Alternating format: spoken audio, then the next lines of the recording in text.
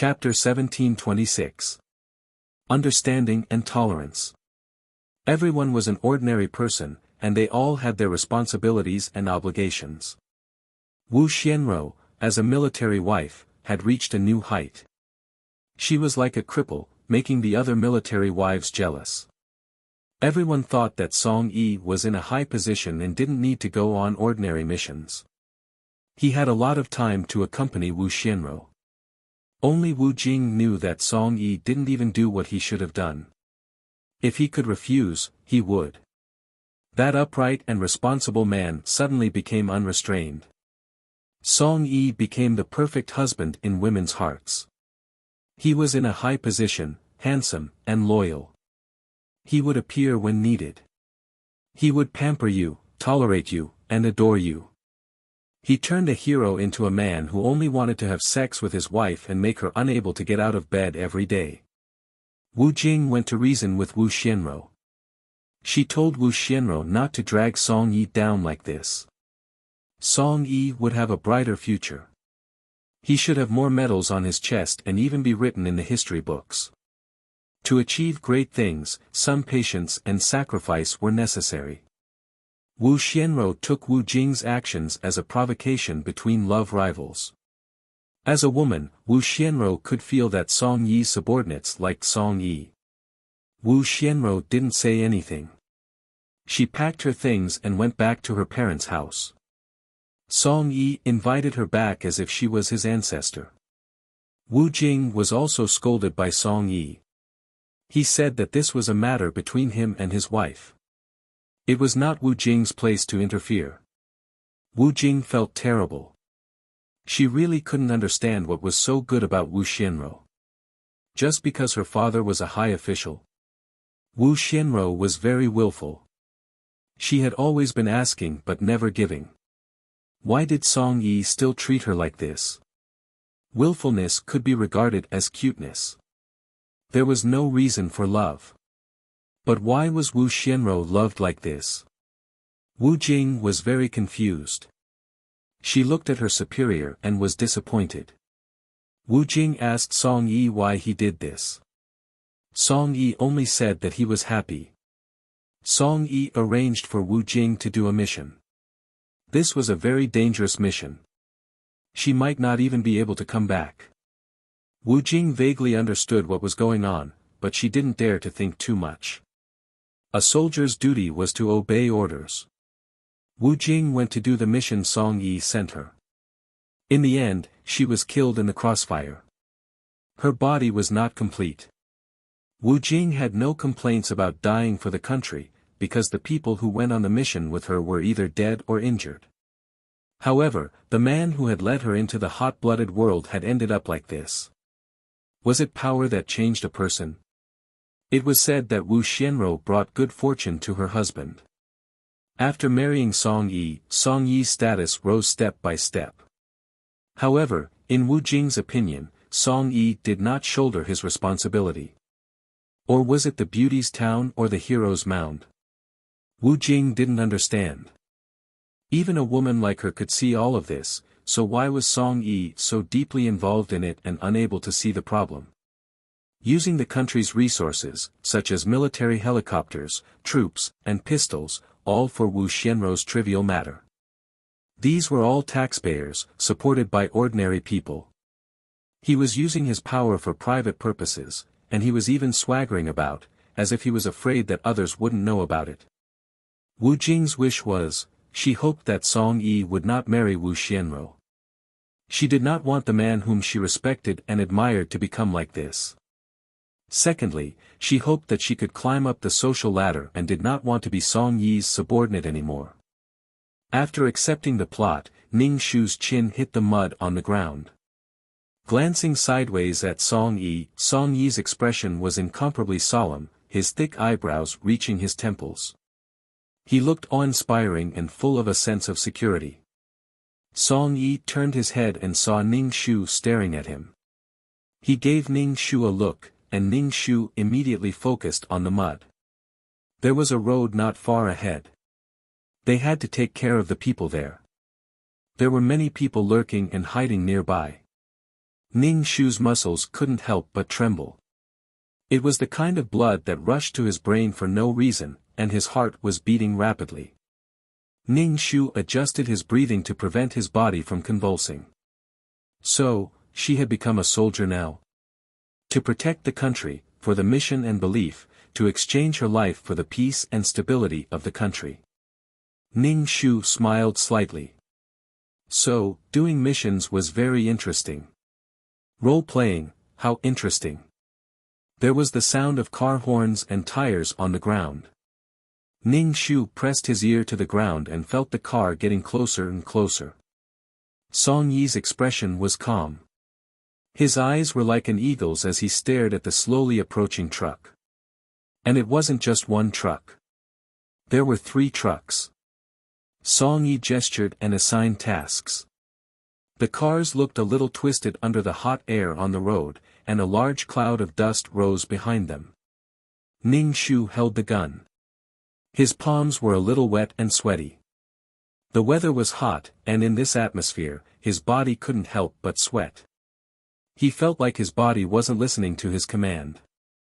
Ning Shu took a deep breath and inhaled the air full of the smell of earth. The car drove slowly. Suddenly, with a bang, the car at the front had a flat tire. The car in front stopped, and the car behind also stopped. The people in the car got out impatiently to check. The driver stuck his head out and asked the people in front, "What's going on?" The tire was punctured. "There must be police. Run." These criminals were also veterans. They understood the tools on the ground and were vigilant to run. Song Yi pointed at Ning Shu, who was holding a gun. Like everyone else, he quickly rushed towards the road. The driver was running around. Song Yi shouted, "Don't hurt anyone. Try to catch them." Not hurting people was to avoid international disputes. However, these people also had guns on them. They fired at Ning Shu and the others. "Just do it." Song Yi saw these people shoot and said coldly, "You go and check if there are any smuggled goods in the car." Song Yi said to Ning Shu. Then he led the others to block the criminals. "Yes." Ning Shu took out a small iron wire from the small bag at his waist and was about to open the lock of the truck. Damn it. She didn't seem to have trained this skill. Wu Jing knew this and she was good at picking locks. Ning Shu followed the feeling in the memory of the client and sent the iron wire into the keyhole. Ning Shu got close to the lock, pulsed the iron lock, and released his spiritual power to feel the situation in the lock. With his spiritual power, he could clearly see the situation in the lock and opened it at once. Ning Shu took a long breath and wiped the cold sweat on his head. He thought he couldn't open it. Ning Shu opened the car door. There were all kinds of local specialties and fruits in the car. These things were smuggled in. Ning Shu released his spiritual power and scanned the things one by one. There was nothing in this car.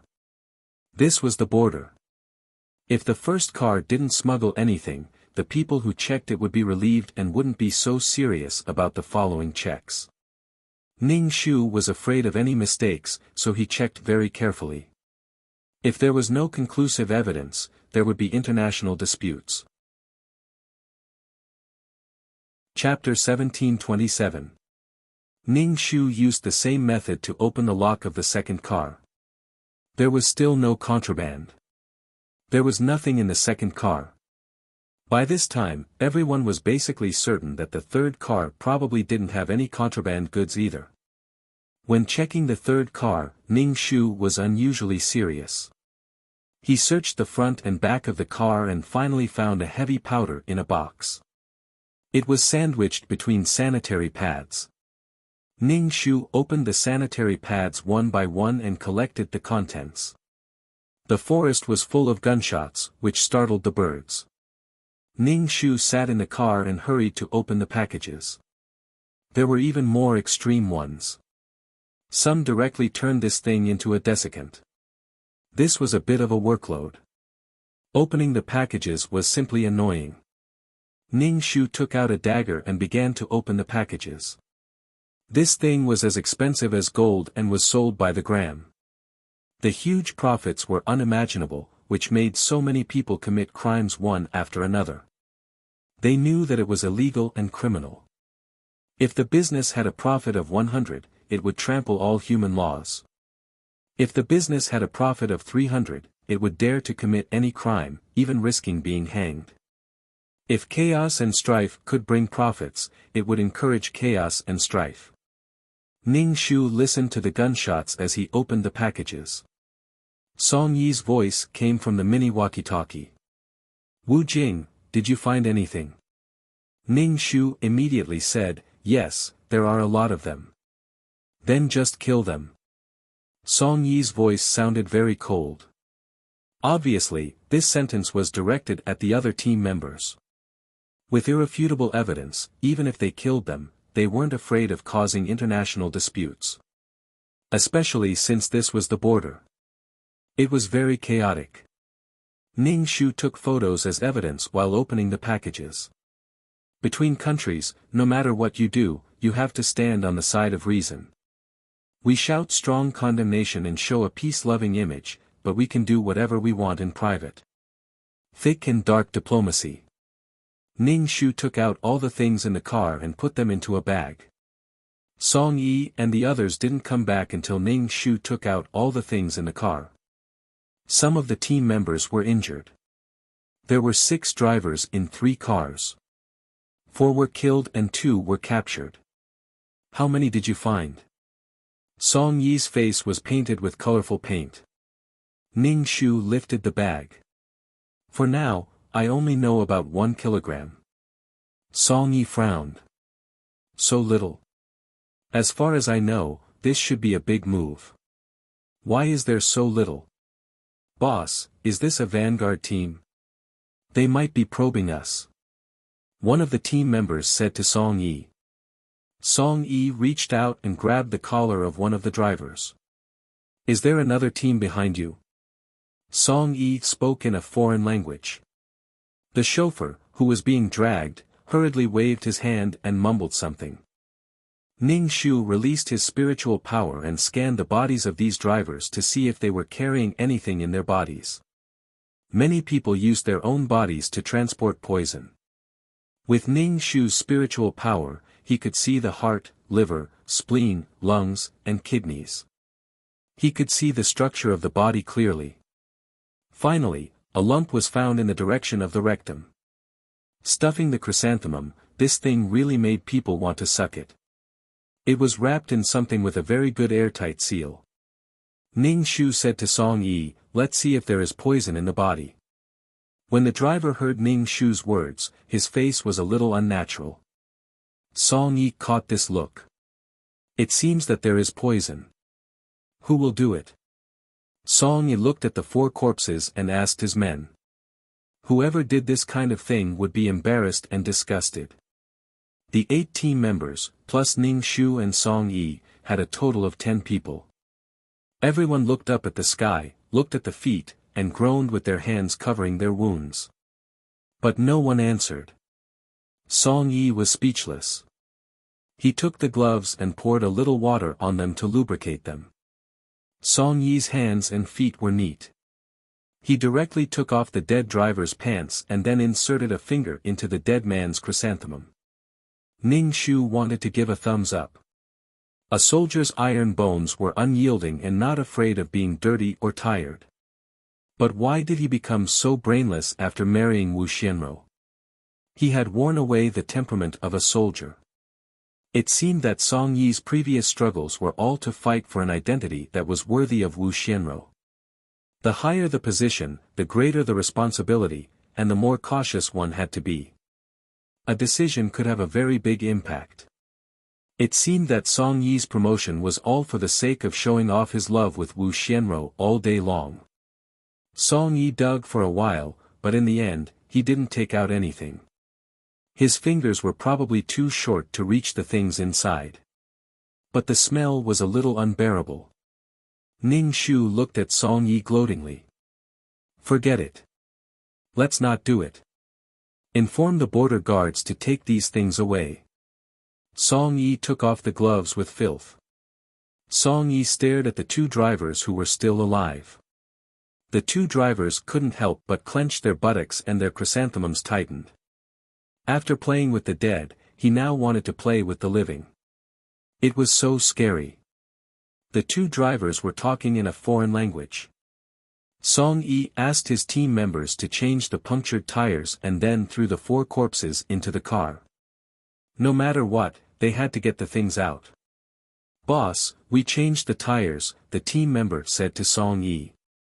Song Yi pulled up his belt. "Let's go." Ning Shu put all the boxes in the back of the car and sat in the car. Song Yi got in the car and sat beside Ning Shu. He hammered his shoulder.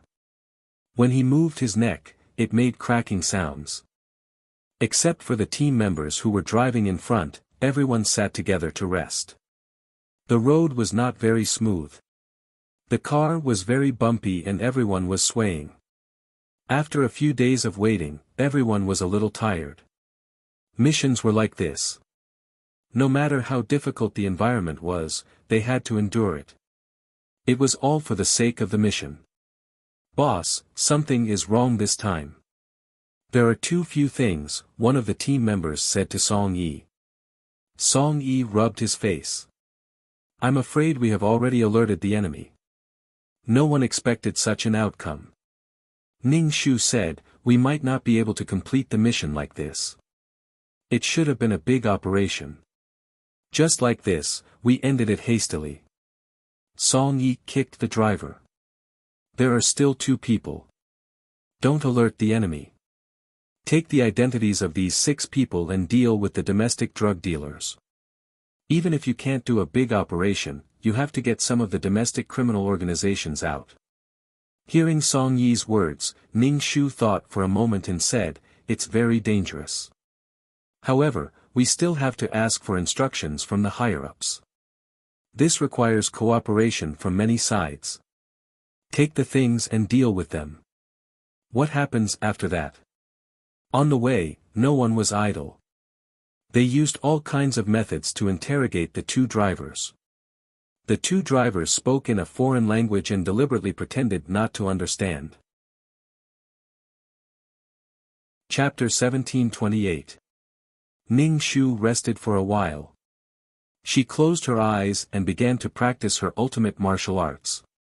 Ning Shu realized that she couldn't use the law of water. It seemed that the suppression in this world was stronger. The modern world was a world without any power system, so the suppression was very strong. Even if she practiced ultimate martial arts, the suppression was very strong. If she was in another world, the power of the sun would have surged into her body. But now, only a small amount of the power of the sun appeared in her body. The suppression was really strong. Ning Shu sighed silently. This was a world of firearms. Countries were competing with nuclear weapons. It seemed that she had to master the skills of the special forces. The car drove for a while and arrived at the place where the border guards were stationed. She drove the car into the military camp. Song Yi got out of the car and said to his team members, "Have a good rest. There are still things to do." "Yes." Ning Shu and the others bowed to Song Yi. Ning Shu went to a room and washed up. She looked at her face in the mirror. Wu Jing's face was ordinary. Because she was a special forces soldier, her skin was a little rough. She didn't have time to take care of her skin. She looked determined and didn't have the gentleness of ordinary women. Compared to Wu Xianro, Wu Jing was simply a rough man. Perhaps in the eyes of others, Wu Jing was simply a fool's dream when compared to Wu Xianro.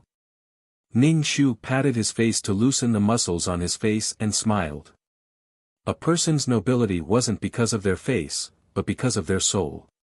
Ning Shu had a better impression of Wu Jing than of Wu Xianro. Ning Shu was no longer a person who looked at faces. Everyone liked to look at beautiful things, but a face that aged easily was nothing. Ning Shu smiled at the mirror and sat cross-legged on the small bed. The bed in the guest house was very small. It could only be turned over. Ning Shu touched his chin and thought about the mission. 2 missions. One was to destroy Song Yi and Wu Xianro. The other was to climb up the ranks. From an objective point of view, Song Yi was not a bad person. He was considerate of his subordinates and did everything himself. He was a responsible soldier. His figure was tall and straight, probably full of muscles. He was a very young officer who had made many contributions and had a bright future ahead of him. After that, he spent all his time in love and became petty. He no longer had the spirit of a soldier.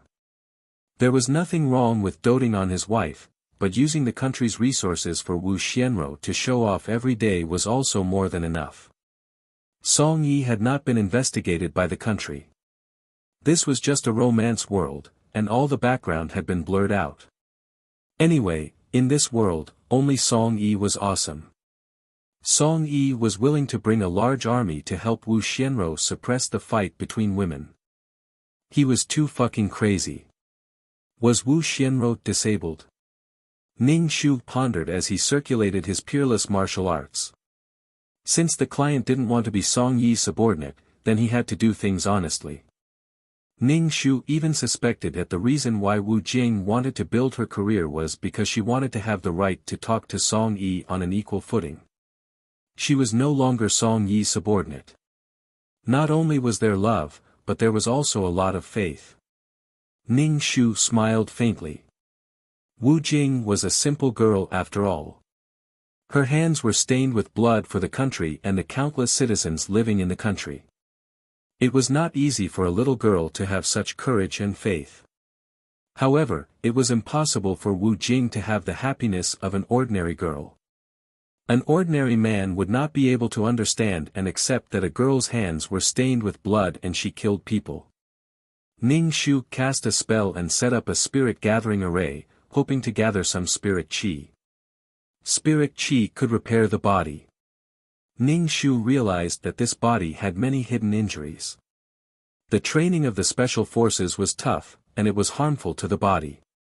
Moreover, there were injuries left from the usual missions. The harsh mission environment was also very harmful to the body. It was not easy to set up the spirit gathering array. Fortunately, this was the border, and there was not much pollution around. There was also a forest, so there was a little bit of spirit qi. A trace of spirit qi flowed in Ning Shu's meridians. Ning Shu used it to repair the hidden injuries in his body. For example, when his period came, the mission required it, even if he was soaked in cold water. His goal was to complete the mission, and he could not be a burden to his comrades. This was a job that consumed his vitality. When he was old, his body would have all kinds of problems. Ning Shu smiled and patted her chest. Wu Jing, you're really good. Moreover, Wu Jing's last mission was indeed because of Song Yi's selfishness. This was an extremely dangerous mission, and the people who went there basically had the mentality that they would die. Song Yi was taking revenge for Wu Xianro. Trapped in a small love affair, the world would become an incomparably narrow space. Then, they would only be able to see each other and could only stare at each other. The spirit gathering array that Ning Shu set up did not last long before it collapsed. The spirit gathering array did not gather much spirit qi at all. This bit of spirit qi could not even repair the hidden injuries in the body. Ning Shu set up another spirit gathering array. The spirit gathering array did not gather much spirit qi. Ning Shu used it all to repair his body. With the help of the magical power, Ning Shu felt much better. She felt much more comfortable, and the heaviness in her body disappeared. Ning Shu lay on the bed and pulled the quilt over his body, planning to take a nap. After sleeping for a long time, Ning Shu heard a knock on the door. He was originally in a daze, but his brain suddenly woke up and he opened his eyes. He really woke up very quickly. It was his body's instinct. These skills were all trained. Even if he was sleeping, he would wake up at the fastest speed and wake up. It was more painful during training. When you were asked to sleep, you would be woken up when you fell asleep. Moreover, you would not know when he woke you up. It was simply a scam. Ning Shu quickly lifted the quilt and opened the door. It was his teammate, Zhu Yi, who was knocking on the door. You were 2 seconds late in opening the door this time. If the boss finds out, you will have to run another kilometer with weights. Zhu Yi said to Ning Shu with a smug look, as if he would not tell on her if she begged him. Ning Shu asked, "What's the result of the interrogation?" Ning Shu closed the door and went to the office with Zhu Yi. "I didn't get anything. Those drivers knew very little. There was not much poison in the 4 corpses and the 2 drivers' bodies." Zhu Yi scratched his head and said, "Our mission this time was a bit dangerous. The higher-ups attached great importance to it. In the end, it ended like this. The boss will definitely be reprimanded." Song Yi's subordinates were sincerely convinced by Song Yi as their superior. Song Yi was good to people. Usually, he would take out a part of the reward for completing the mission and give it to everyone. He would also take the lives of the people under him seriously. However, it seemed that all these benefits were given to Wu Xianro after he married her. Marriage changed a person from a person who cared about everyone to a person who only cared about a small family. Chapter 1729. Ning Shu felt that they might have fallen into a trap and been tricked. The other party had either sent an advance team to scout the situation, or they didn't want to take this route. They had been lured away from the mountain. It depended on how the other teams intercepted them. Song Yi's team was not the only special forces team. "What does the boss plan to do?" Ning Shu asked Zhu Yi. Zhu Yi shook his head. "The boss is also bold. I don't know what he wants to do, but he probably wants to make a big profit." "Make a big profit?" He made it sound like a bandit. A team like theirs was carrying out a mission that the country couldn't publicize. Ordinary people might solve some things unknowingly after a night's sleep. Ning Shu and Zhu Yi went to the office. The group of people had washed up and revealed their original faces. Ning Shu looked at Song Yi. Song Yi was strong and had deep facial features. He looked very safe. In front of Song Yi was a sealed vacuum bag. The bag was filled with poison. Song Yi shook the bag. "Just this much. About 3 kilograms. Song Yi rubbed his eyebrows. Ning Shu asked, "Boss, what's the situation with the other teams? Did they intercept them?" Song Yi tapped his finger on the table and narrowed his eyes in thought. His expression was very serious. "I haven't received any news. They probably haven't intercepted them yet."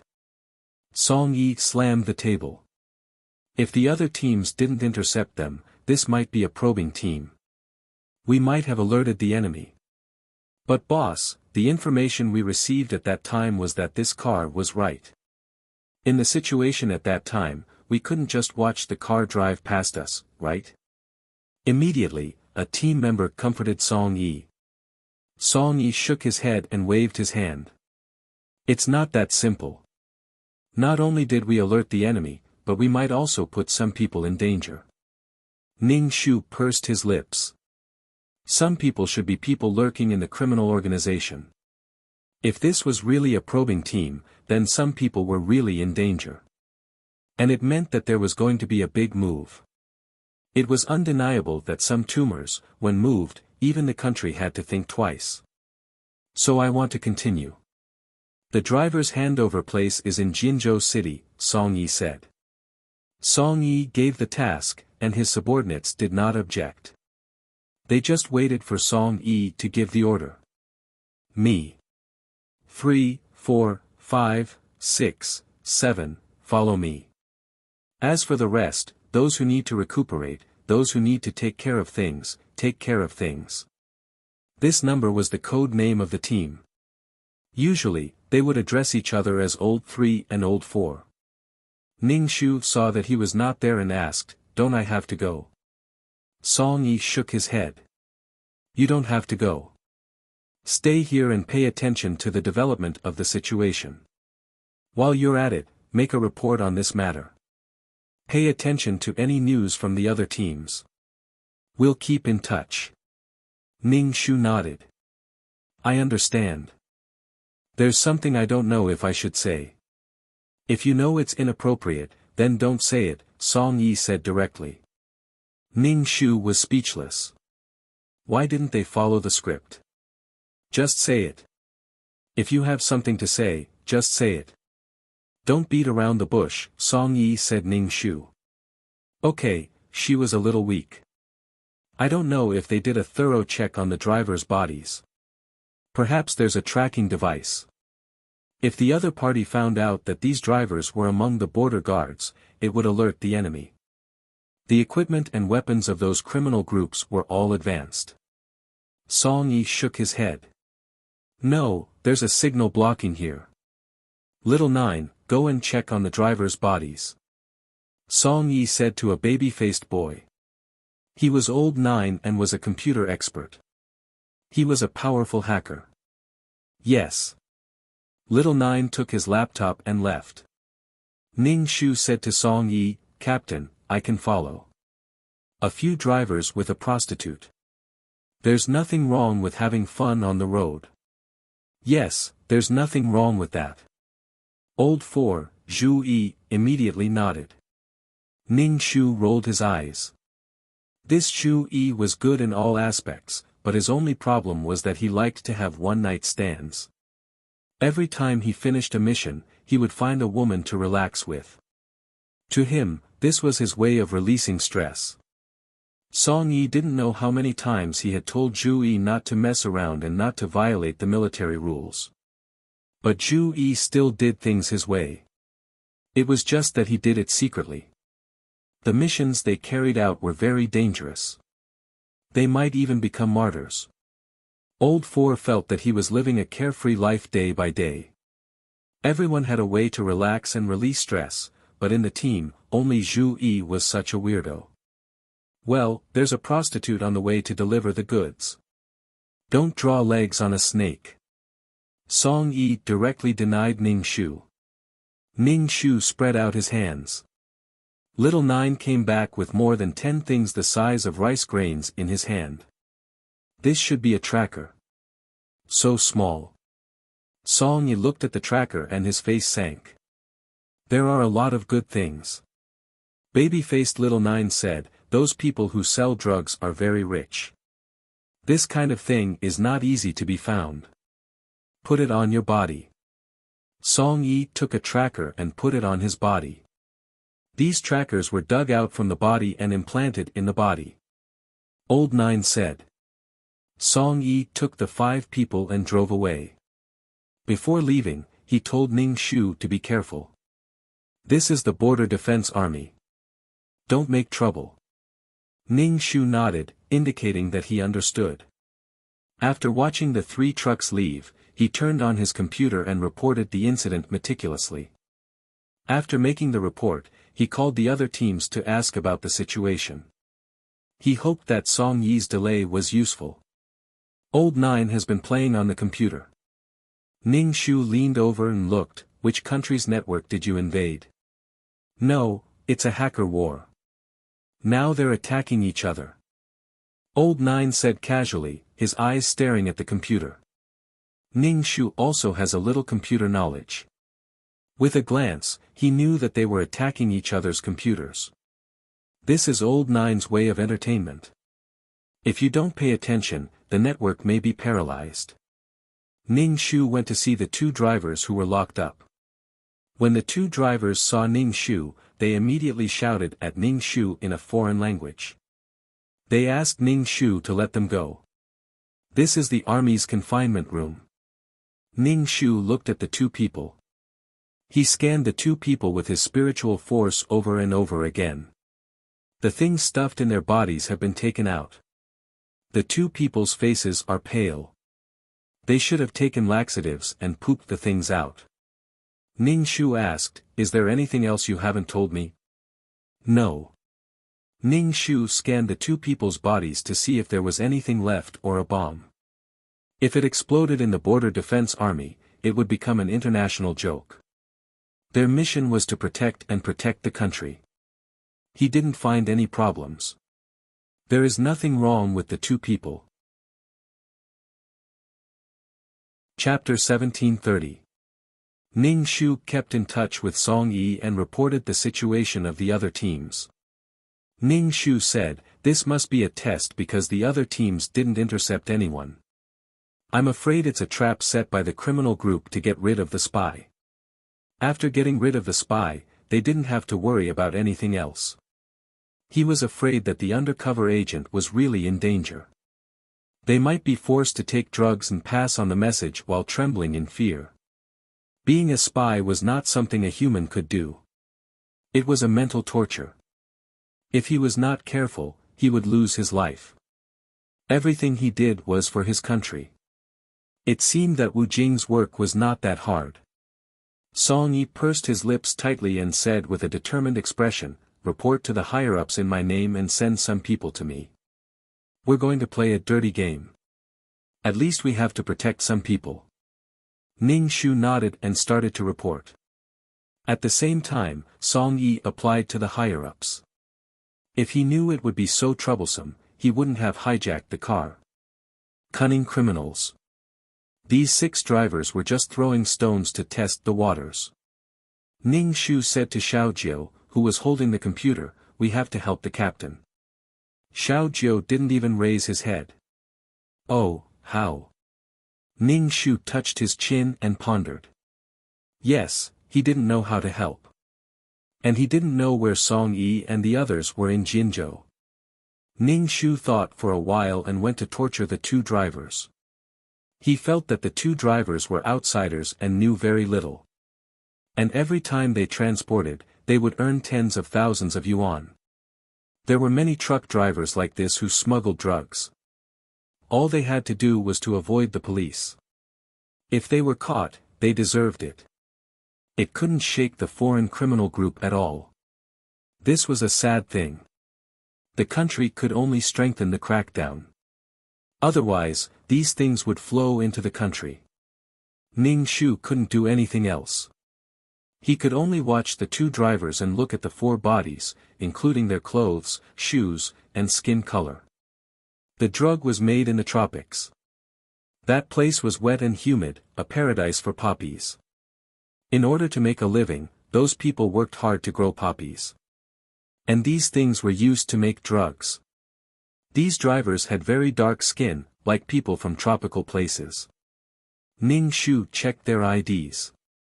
Some of the drug traffickers were actually locals with identities overseas.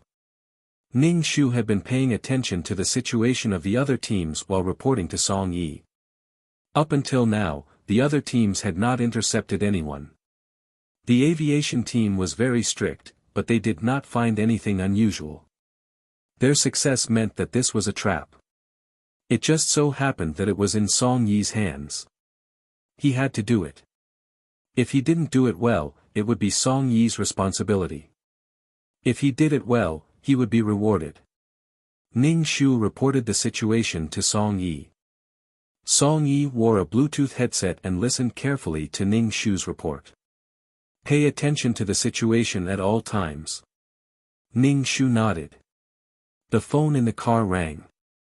Ning Shu said, "It's a call from them. They must have asked me to do something." The call was from the driver. Ning Shu hung up the phone and glanced at little Nine, who was still playing on the computer. Song Yi followed the instructions of the drug traffickers and went to the designated place to do the handover. During the handover, Song Yi directly shot and killed the drug traffickers and took their suitcases. The suitcases were full of money. At the scene of the firefight, drugs were spilled all over the ground. Song Yi was also shot and escaped under the cover of his teammates. The scene of the chase was as thrilling as the Fast and the Furious. Song Yi was pushed into the hospital.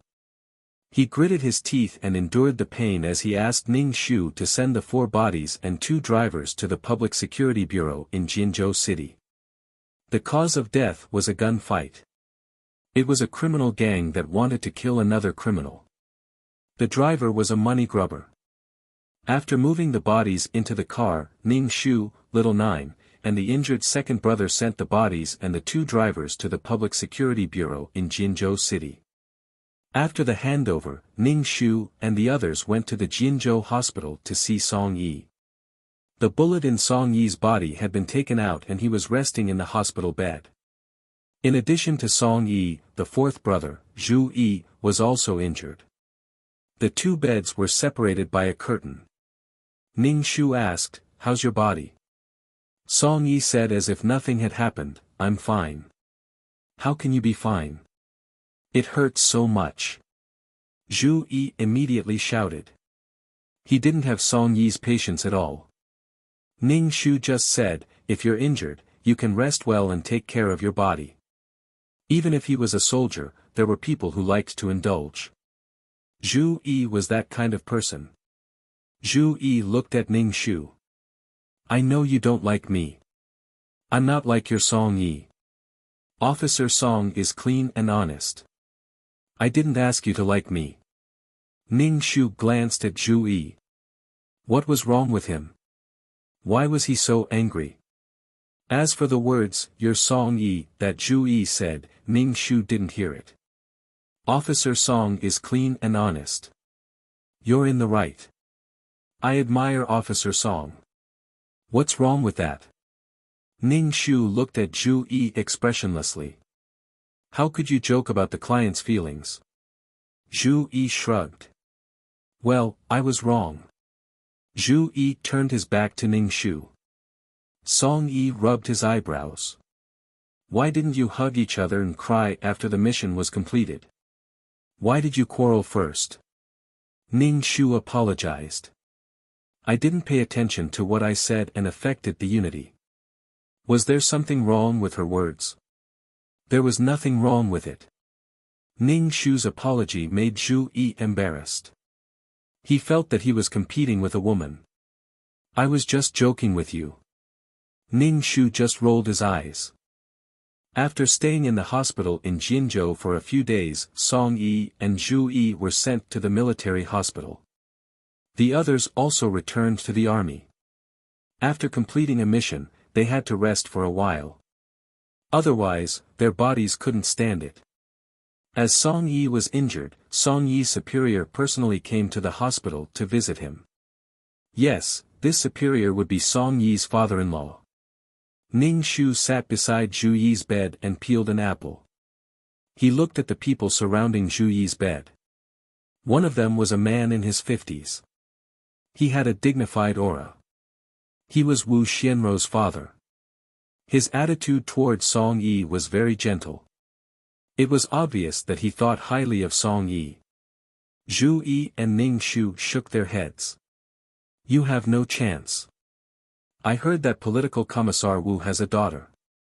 It seems that he wants to betroth his daughter to leader. Everyone in the team knew about Wu Jing's feelings for Song Yi. Except for little Jiu, whose lover was the computer. Ning Shu peeled the apple calmly. He didn't care at all. Zhu Yi moved his legs. Seeing Ning Shu like this, he said, You really don't care at all. Ning Shu looked at him from the corner of his eyes. You underestimate my feelings for Song Yi. It's not just a simple love for each other. It's a comrade in arms, respect, and a noble belief. Chapter 1731. Zhu Yi rolled his eyes at Ning Shu's impassive words. Keep pretending. I heard that political commissar Wu's daughter is a beauty. Aren't you worried at all? Zhu Yi was bored lying on the hospital bed. Then, he insisted on basing his happiness on other people's pain. Ning Shu stuffed an apple into Zhu Yi's mouth. Be honest and don't throw salt into other people's hearts. Unfortunately, your leg is only fractured. Why isn't it broken? Zhu Yi was speechless. You're basing your happiness on other people's pain too. Wave after wave of people came to see Song Yi. Some gave him flowers, while others gave him fruits. They probably smelled something fishy and came in advance to curry favor. However, these fruits were all wiped out by the team members. Song Yi's subordinates came to see their superior and brought some fruits over. They would only leave after eating them. They even casually said that their boss had enough fruits to last them for a year. Song Yi was expressionless. If it weren't for the fact that he couldn't get out of bed, he would have kicked each of them. The friendship between men was nothing more than carrying guns together, squatting in the warehouse together, going to prostitutes together, sharing stolen goods together, and being gay together. Song Yi and his subordinates had a strong brotherhood. However, later on, Song Yi was promoted step by step and didn't do much missions. His subordinates were assigned to other teams and scattered. Some people were too disappointed and chose to transfer to other teams. After Song Yi got married, most people didn't recognize him anymore. Ning Shu sat on the chair beside Song Yi's bed and peeled an orange. He asked Song Yi, "Are you going to marry Wu Xianro?" Ning Shu asked very calmly, but the team members around him quieted down and stared at Ning Shu and Song Yi. Song Yi froze for a moment and shook his head with a smile. "Where did you hear this from?" "Boss, this matter has spread throughout the compound. Political Commissar Wu also mentioned it before." "I don't know if he was joking or serious," Zhu Yi chattered on. Song Yi shook his head.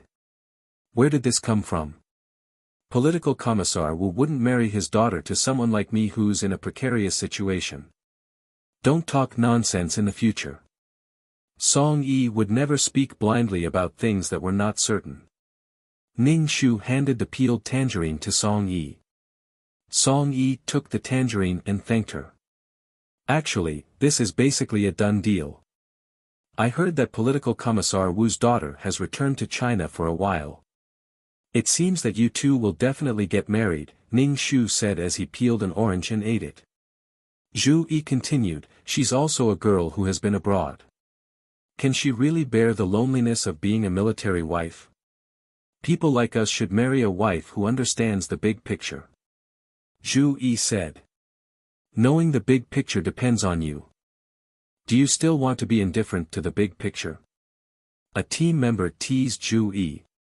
"If I have a wife, I won't look for other women," Zhu Yi said. Ning Shu smacked his lips. The oranges were really sweet. After eating, she put down the orange peel and said faintly, "As far as I know, Miss Wu is the kind of girl who doesn't eat the food of mortals. She has never suffered since she was young. So, she's a fairy concubine?" Zhu Yi asked curiously. However, Ning Shu asked with bad intentions, "How did you know so much about Miss Wu?" Ning Shu glanced at Zhu Yi from the corner of his eyes. Zhu Yi shrugged his shoulders and said, "Go on, go on." Ning Shu continued, "Girls who don't have to worry about food and clothing value love more and enjoy romance. If the captain wants to marry Miss Wu, you need to spend more time with her, and love her wholeheartedly. You need to accompany her in her pretentious life. Love was the most important thing." Song Yi rubbed his eyebrows and said, "Who said that the political commissar is going to marry his daughter to me? It's not even set in stone yet, and you guys are talking nonsense. Miss Wu should come and fight with me." As soon as Song Yi finished speaking, the door of the ward was suddenly opened. Everyone turned to look at the door. A girl was standing at the door. She was not very tall, and her soft hair was slightly curly. Her big eyes were full of spirit. She was like a beautiful and delicate doll. People couldn't help but want to protect her. She deserved the best in the world. "Who is Song Yi?" Wu Xianro stood at the door and glanced at the people in the room. Hearing that Song Yi was injured, Wu Xianro frowned when she saw Zhu Yi. He looked shifty. This was the person that her father forced her to marry. Hot eyes. Wu Xianro ignored Zhu Yi and looked at the other injured person. Well, he was ugly. Wu Xianro finally looked at Song Yi. "You are Song Yi." Wu Xianro walked into the ward and went to the bedside. She looked Song Yi up and down. Song Yi was the only good-looking person in the room. Song Yi was the most handsome person in the entire team. Yes, I am Song Yi. Song Yi guessed who this girl was. Then I will tell you directly today. I will not marry you. Even if my father forces me to marry you, I will not marry a soldier barbarian. Wu Xianro was straightforward. Very straightforward. The words, soldier barbarian, made everyone in the room frown. Ning Shu ate an orange and looked at Wu Xianro. This kind of girl was obviously well protected by her family. All the cruelty and darkness in the world seemed to be insulated from her. Compared to Wu Xianro, Wu Jing was simply an ugly executioner with hands full of blood. But some things had to be done by people. Someone had to lose their innocence and beauty to protect the beauty and safety of the majority. Ning Shu laughed in his heart and said to Song Yi, "Boss, the girl doesn't like you." When he saw Wu Xianro, Ning Shu knew why Song Yi liked Wu Xianro. Everyone liked what they didn't have. Song Yi was someone who had been through a storm of bullets. His eyes were full of blood and death. Wu Xianro was pure, beautiful, peaceful, and peaceful. She was probably what Song Yi longed for. Song Yi and Wu Jing were the same people. They lived the same life. When they were together, they saw each other as if they were looking at themselves. When they saw the bloody scene, they felt like they were on a mission at any time. There was a reason why people of the same profession were not suitable to be husband and wife. Ning Shu deliberately said that Wu Xianro didn't like Song Yi, and the others followed suit. "Boss, you have to work hard to get Miss Wu. Make Miss Wu kneel at your feet." Wu Xianro rubbed her ears. She couldn't stand the noise. Especially when these soldier barbarians were slapping things when they were talking. They had no manners at all. This was a ward. If his subordinates were like this, Song Yi wasn't any better. Song Yi had been with his subordinates for several years. When these people raised their butts, he knew that they wanted to do something. Chapter 1732. Song Yi looked at his rowdy subordinates and said to Wu Xianro, "Sorry, they're used to rowdy people." Not to mention whether he would marry Wu Xianro or not, they probably wanted to break up the wedding. Wu Xianro was not satisfied with Song Yi's explanation. She frowned and said, "Dad said that you're a strict person who has made great contributions. You're just a bunch of brutes." Wu Xianro was really a straightforward girl. She said whatever she wanted to say. She didn't care about the people in the room and directly called them brutes. She suddenly understood that Song Yi was always supporting Wu Xianro and putting out fires. With such a simple-minded personality, he had directly offended the other party. He let people target her. Then, Song Yi drove the plane and tanks and led the army to give Wu Xianro a chance to show off. "Sister-in-law, you're really interesting. We're all rough men, but our boss is an upright and gentle man," Zhu Yi said ambiguously. Wu Xianro didn't care about Zhu Yi at all. She looked at Song Yi and said, "Song Yi, I don't like you. I have no feelings for you, so I won't marry you. I hope you can explain it to my dad." Song Yi was speechless. "This girl, I'm talking to you.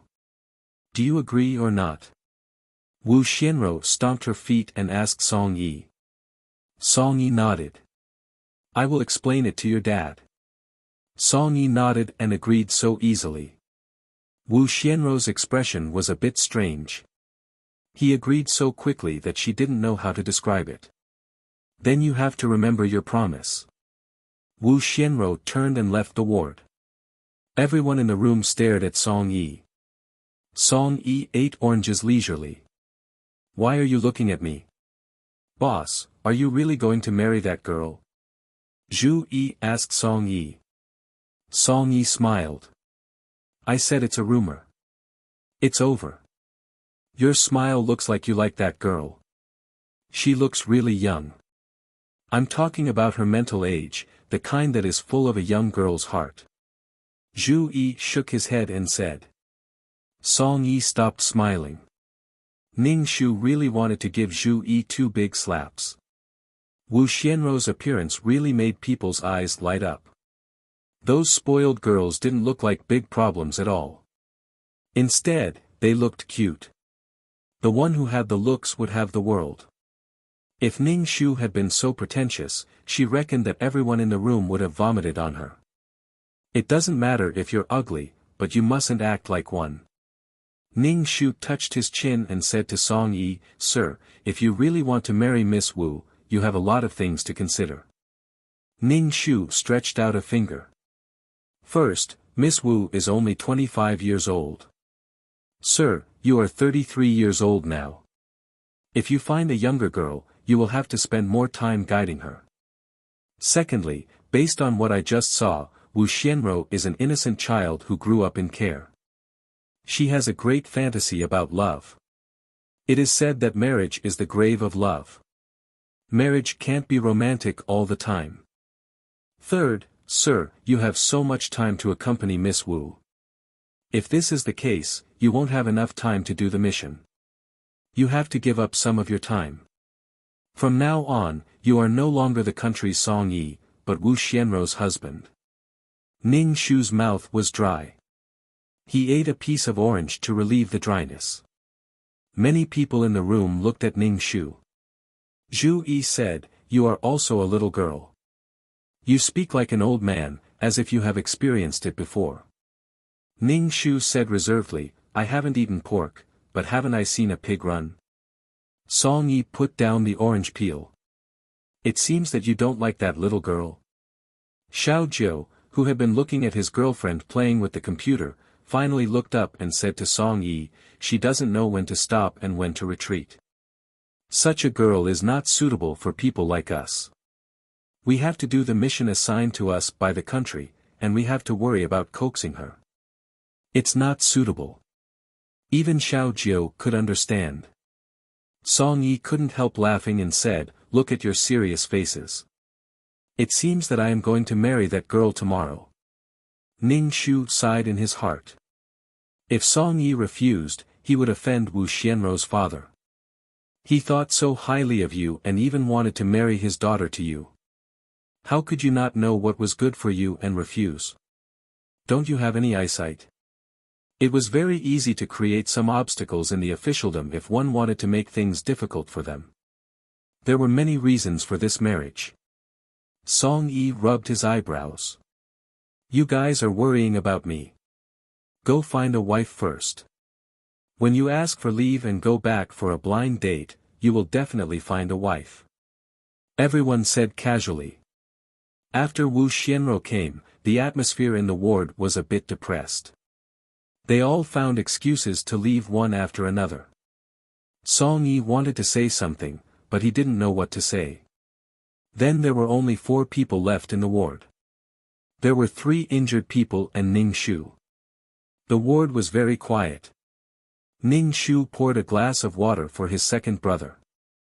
Song Yi looked at Ning Shu and said, Weren't you very talkative just now?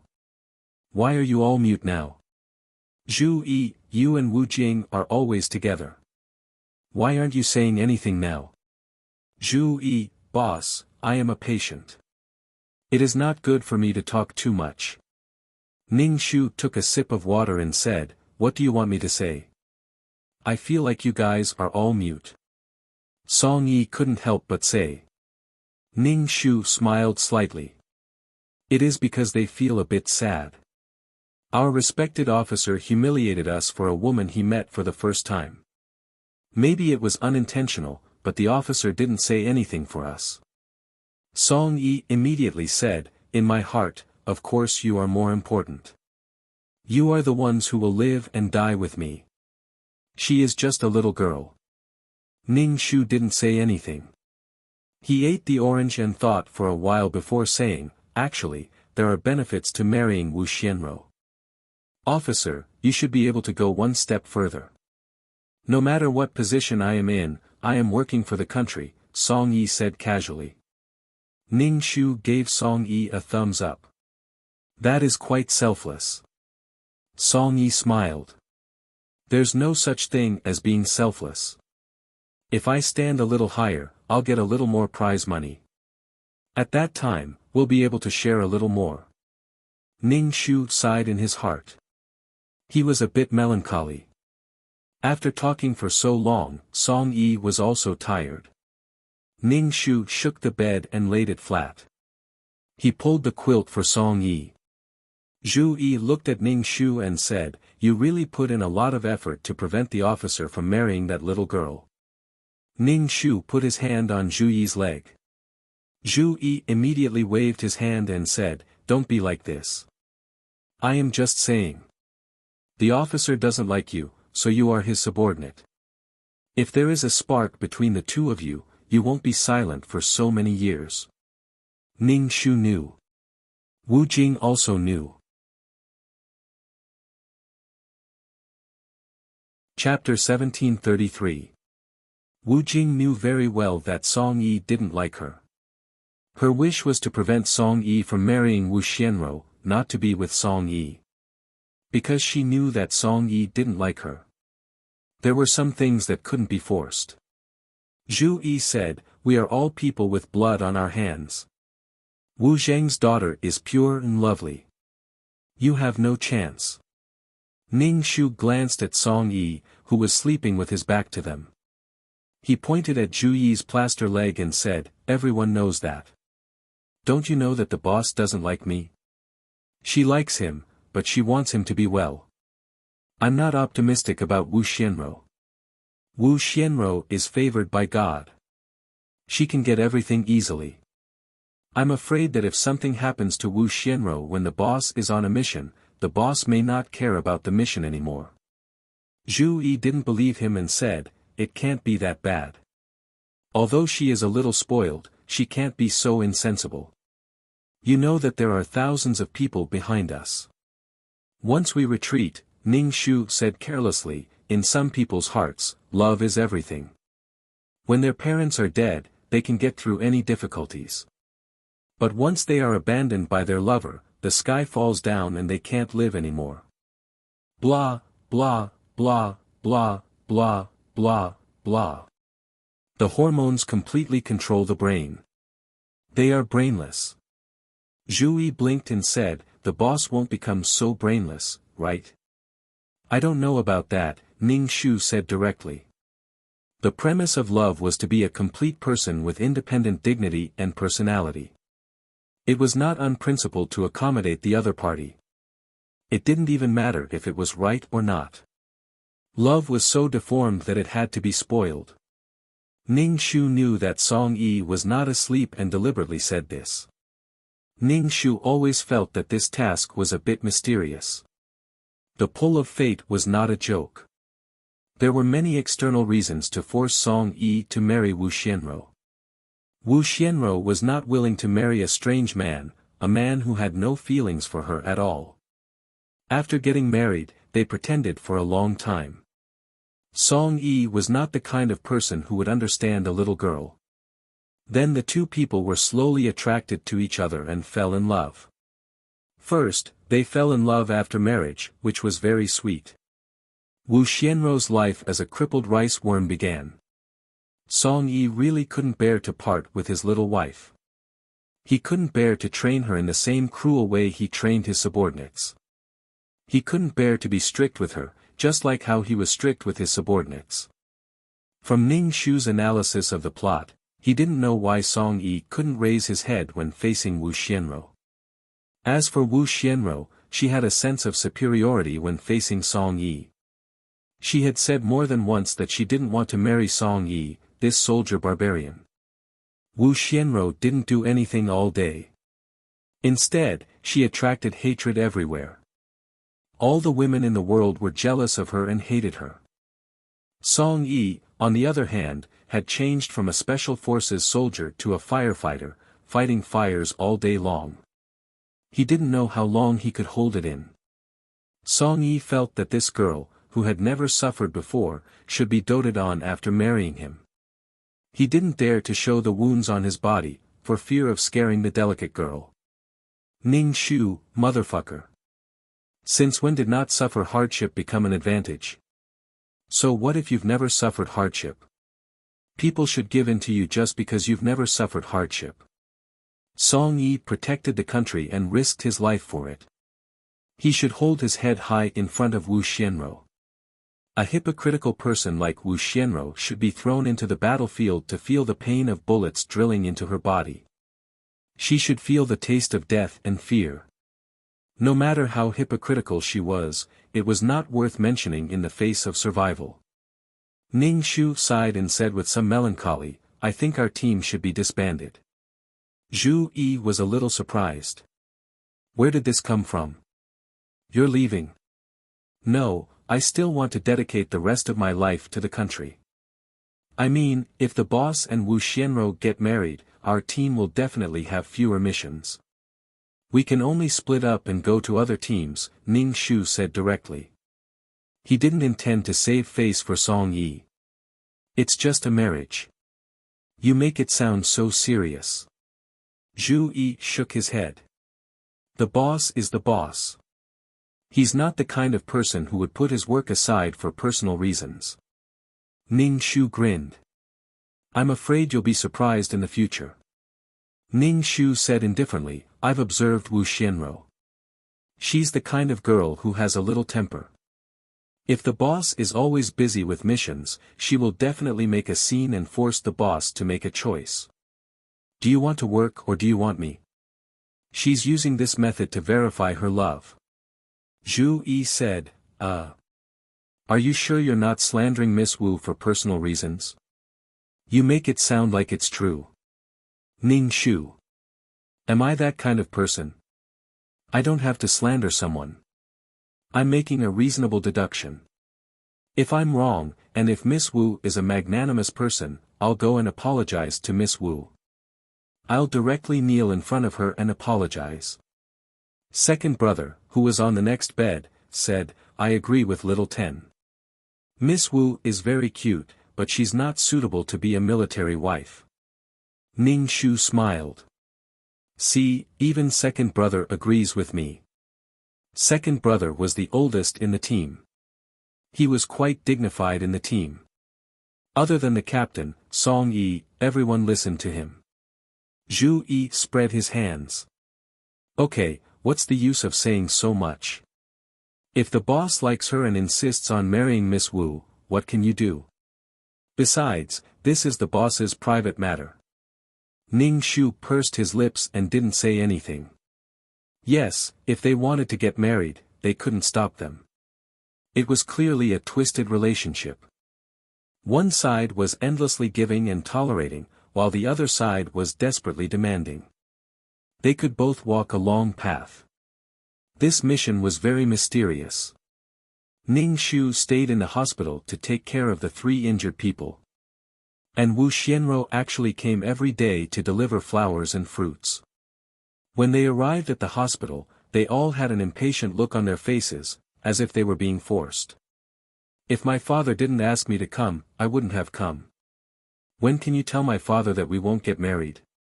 Wu Xianro said to Song Yi. Song Yi said helplessly, "You have to let me recover first." Wu Xianro was speechless. Her impression of Song Yi was even worse. Her anger was stuck in her chest and she felt very uncomfortable. "Then tell my father. If you tell my father clearly, I won't come back to bother you," Wu Xianro muttered. She knew that she was being unreasonable, but she still said it in a spoiled manner. It was very cute. Ning Shu said, "Why don't you tell your father, Miss Wu?" Wu Xianro turned her head and looked at Ning Shu. She looked at Ning Shu from head to toe. Ning Shu was wearing a camouflage uniform and dark green military shoes. His hair was combed meticulously. If his hair was loose, it would affect his vision. She was just an unfashionable female soldier with dark skin. She couldn't be considered beautiful. Chapter 1734. Wu Xianro was dressed in beautiful clothes. Her soft curly hair stuck to her face, showing the gentleness of a woman. She wore a pair of beautiful high heels that straightened her legs. Compared to Wu Xianro, Ning Shu was simply unbearable. Therefore, Wu Xianro glanced at Ning Shu's image and said directly, I also told my father that I don't want to marry a soldier barbarian. But my father didn't listen to me and insisted that I marry him. Ning Shu frowned. Why did she keep mentioning the soldier barbarian? This was professional discrimination. Ning Shu said, then will your father listen to what our commanding officer says? Our commanding officer is only your father's subordinate. You're your father's daughter. If you don't listen to what our commanding officer says, will your father listen to what our commanding officer says? Was it fun to make things difficult for people like this? Wu Xianro looked at Ning Shu. Who are you? This is between Song Yi and me.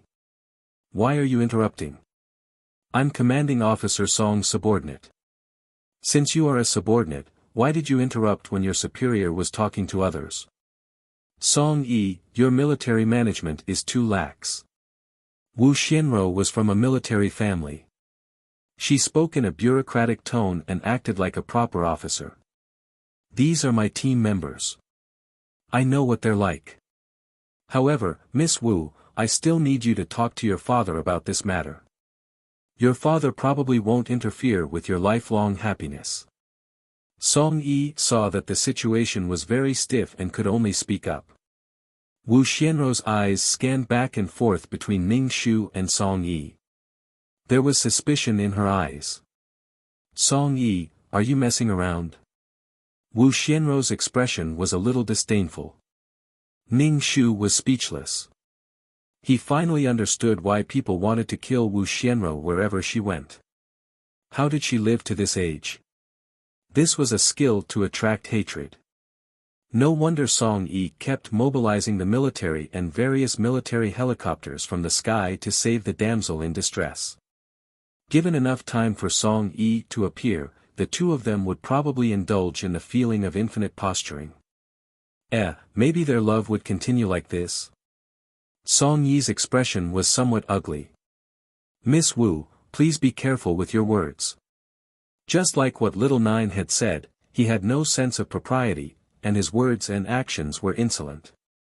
To be able to say such words, it was related to military discipline. Was it really good to say it so casually? Wu Xianro saw that Song Yi was pulling a long face at her, and she suddenly felt uncomfortable. Are you angry because of what I said? I was right not to marry you. Wu Xianro looked at Ning Shu. It's disgusting to have sex with such a subordinate. Ning Shu looked at Wu Xianro expressionlessly. What evidence do you have to prove that I have a superior and subordinate relationship with Officer Song? Miss Wu, you can't talk nonsense. Wu Xianro just said, do you dare to say that you don't like your boss? Ning Shu, fuck, you're so annoying. She finally understood why so many flirtatious bitches were targeting Wu Xianro. She didn't know how to keep her mouth shut, but she still thought that she was pure and straightforward. I don't necessarily have to tolerate your straightforwardness. Ning Shu looked at Wu Xianro indifferently. Be careful with your words. You can do it, but you don't allow others to say it. You're so sanctimonious. Isn't it disgusting? Wu Xianro was already standing on the moral high ground and despising Ning Shu. Ning Shu.io, I'm so hot-tempered. Ning Shu looked at Song Yi. Officer, I'm in a relationship with you now. You can do as you see fit. He was inexplicably accused of a crime. Song Yi kept rubbing his eyebrows and explained repeatedly, I have no other relationship with Wu Jing. Strictly speaking, you're slandering me. Wu Xianro was very unhappy. This was the husband that her father found for her.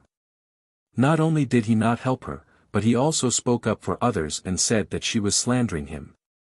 Scumbag, Wu Xianro immediately said, I can't marry you. You have sex with your subordinate. I can't marry you. Yes, I'm going to tell my father that you're not a good man. Wu Xianro took her bag and ran out of the ward.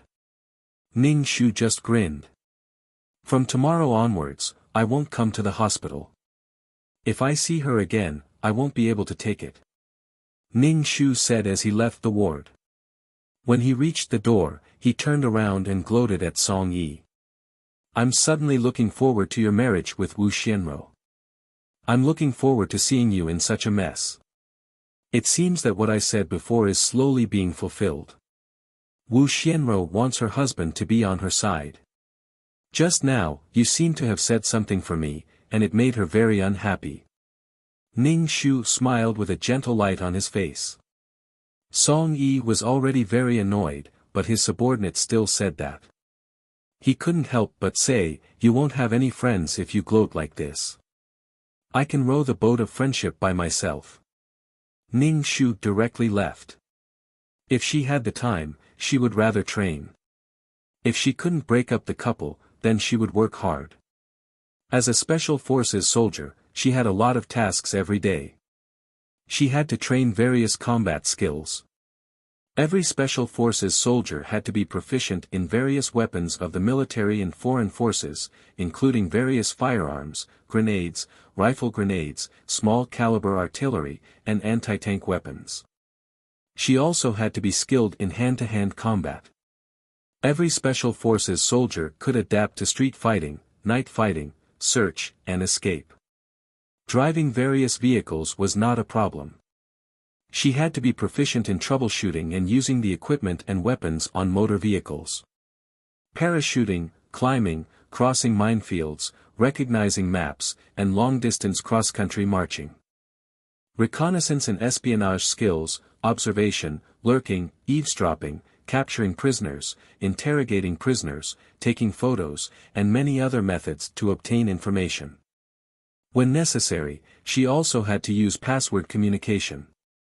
The requirements of a special forces soldier were almost like going to heaven and earth. Every day, she had to go through all the classes once. After that, she had to take time to visit the wounded in the hospital. Ning Shu was too lazy to go to the hospital. During the time at the hospital, she could try to train more, repair various vehicles, and check various obstacles in various vehicles. She could climb rocks, eavesdrop, and learn how to use password communication. Ning Shu wiped her sweat. So many tasks were scary. After all, she wasn't the one who asked for it. She had to familiarize herself with these skills as soon as possible. Ning Shu only had 3 to 4 hours a day to rest. She took advantage of the time when Song Yi was recuperating to familiarize herself with various skills. A qualified special forces soldier could find tools no matter what kind of environment they were in. Street fighting, night fighting, search, and escape. She could fight in all kinds of environments and analyze the pros and cons. Ning Shu sometimes felt dizzy from learning. But when she was tired, she would close her eyes and rest.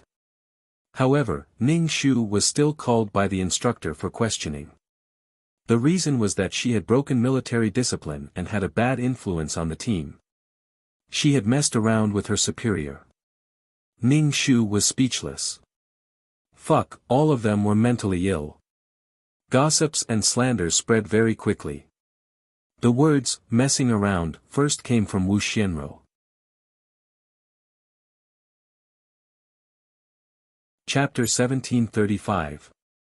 When he was called in for questioning, Ning Shu only emphasized that he and Song Yi had an innocent relationship and that there was no improper relationship between a man and a woman. He asked these people to investigate clearly before punishing him. Ning Shu thought with his toes that Wu Xianro must have gone back and argued with her father. She said that Song Yi had an improper relationship with her subordinate and that she couldn't marry Song Yi no matter what. And political commissar Wu really liked Song Yi, which was why he investigated her. Since his daughter said that Song Yi's style was promiscuous, then he would investigate whether it was really promiscuous. If the result of the investigation was that Song Yi was innocent and clean, at that time, his daughter would have no reason not to marry Song Yi. In short, as the strongest assistant for Song Yi and Wu Xianro, he must overcome all difficulties and let the two of them be together. Ning Shu understood that even if Song Yi wanted to be with Wu Xianro, she wouldn't say that she had an improper relationship with Song Yi and force herself to be with Song Yi. Some pride and beliefs couldn't be blasphemed. Ning Shu said calmly, "Officer Song and I have a pure superior-subordinate relationship. There is no improper relationship between a man and a woman. You can investigate other people." After the conversation, Ning Shu went back to training. However, Ning Shu received a mission. This mission was to plant a bug. The destination was a high-class clubhouse. An official in the clubhouse's private room colluded with forces and was suspected of committing a crime. The purpose of planting a bug was to collect evidence. Planting listening devices was something that the special forces would do in the first place. Ning Shu accepted this mission and went to the high-class clubhouse at night. This clubhouse was also a very grey place. Ning Shu changed into a waitress's clothes. It was a rabbit girl's dress with silk stockings, rabbit ear muffs on his head, and a fluffy rabbit tail behind his butt. It was a very revealing and enchanting employee's outfit. Even so, Ning Shu still had to change into such clothes, let down his hair, and put on heavy makeup. Then, he took a bottle of wine and went to the private room. There were also a few waitresses in rabbit girl's makeup. The foreman walking in front knocked on the door and only entered and the people inside let him in. She opened the door. Inside, there was smoke and fire. The lights were dim and ambiguous. A few men were hugging women and laughing. Ning Shu walked in with the wine and placed it on the table. As a result, his butt was slapped. Ning Shu immediately squatted down and secretly stuffed the small listening device under the sofa. There was a thick carpet on the floor, so it was hard to tell. Ning Shu's face was full of panic, completely showing the look of someone who had been taken advantage of. He was angry but did not dare to say anything. The man in the private room immediately laughed lewdly. "I'm sorry, she hasn't been here long, so she's not familiar with the place yet," the foreman immediately said in fear and trepidation. Ning Shu also lowered his head. His body was trembling slightly. He looked extremely scared. "All right, we have serious matters to discuss. Stop messing around," one of the men with a cold face said. Yes, it's up to young Master Li. I'll let you go this time." The man who had slapped Ning Shu's butt looked as if he was doing him a favor. If Ning Shu remembered correctly, this was the official. Outside, on TV, he was always gentle and refined, serving the country and the people. But now, he was like this. People can be so refined. Ning Shu walked out of the private room with fear and trepidation. In order to avoid problems and arouse suspicion, Ning Shu still worked as a waitress. Of course, she was also taken advantage of by the men who came to the club to have fun. Letting a waitress wear a bunny girl costume was completely to please these rich and powerful men. Being taken advantage of was simply unavoidable. And you had to endure it and even smile cheerfully. Ning Shu had been paying attention to whether the guests in the private room had left. If they had left, as a waitress, she should have cleaned up the private room and taken away the listening device. The people in the private room talked for a long time. During that time, they ordered some things in. Ning Shu avoided going to the private room. In this clubhouse, Ning Shu saw these men hugging a few women in their arms and rubbing their bodies. It was a little painful to the eyes.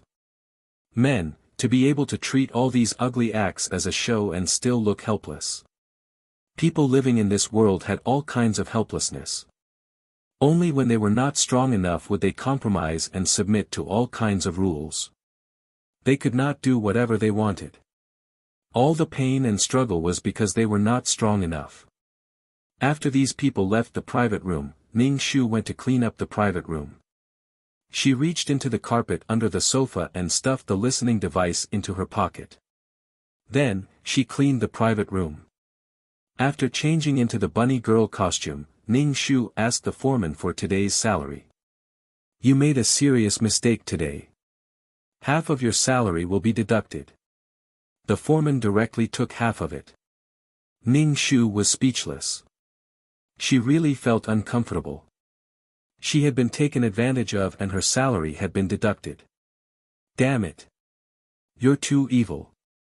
I won't work here anymore, Ning Shu said angrily. The foreman said in a low voice, look at the trouble you caused. If I hadn't settled it for you, you wouldn't know which man you'd be under now.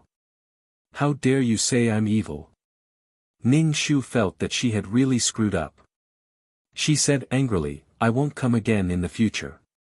Humph. Ning Shu left in a fit of anger to prevent others from investigating her in the future.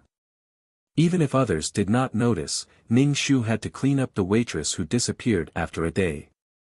Ning Shu left the clubhouse and went to a van not far from the clubhouse. She opened the door and got in. There was a listening device in the car. Ning Shu asked, what did you hear? It's been recorded. We have to hand it over to the higher-ups, the colleague took off the earpiece and answered. Since the mission was completed, they naturally had to go back. After returning to the army, Ning Shu took a shower. While drying his wet hair, he flipped through the information book. The phone on the table rang. Ning Shu picked up the phone. It was Zhu Yi. What have you been doing recently? Do you know that Song Yi and Wu Xianro are married? Ning Shu was stunned for a moment. Finally, he sighed and asked, what's the situation? Wu Jing personally brought her daughter to the hospital to visit the boss. She officially introduced her daughter to Song Yi and asked the boss to get along with her daughter, Zhu Yi said to Ning Shu. I think this matter is set in stone. The boss can't refuse the political commissar's request. Miss Wu comes to the hospital every day to take care of the boss. Ning Shu looked up at the ceiling speechlessly. How could this kind of fate be destroyed? They would always be together when they should be together. Ning Shu asked Zhu Yi, why did you call me? Come and see the joke. I'm really convinced.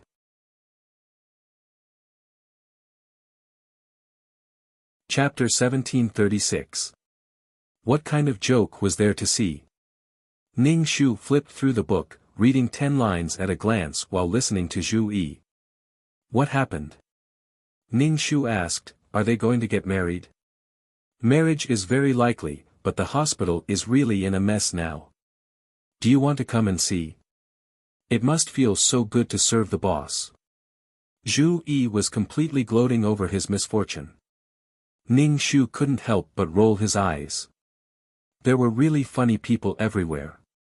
If these two really got married, the team would be disbanded. Let's see if your boss will tolerate you sneaking out to find a woman. I'll go and see. Ning Shu dried his hair and tied it up. He put on his military uniform and went to the military hospital to see Song Yi. He wanted to see what had happened.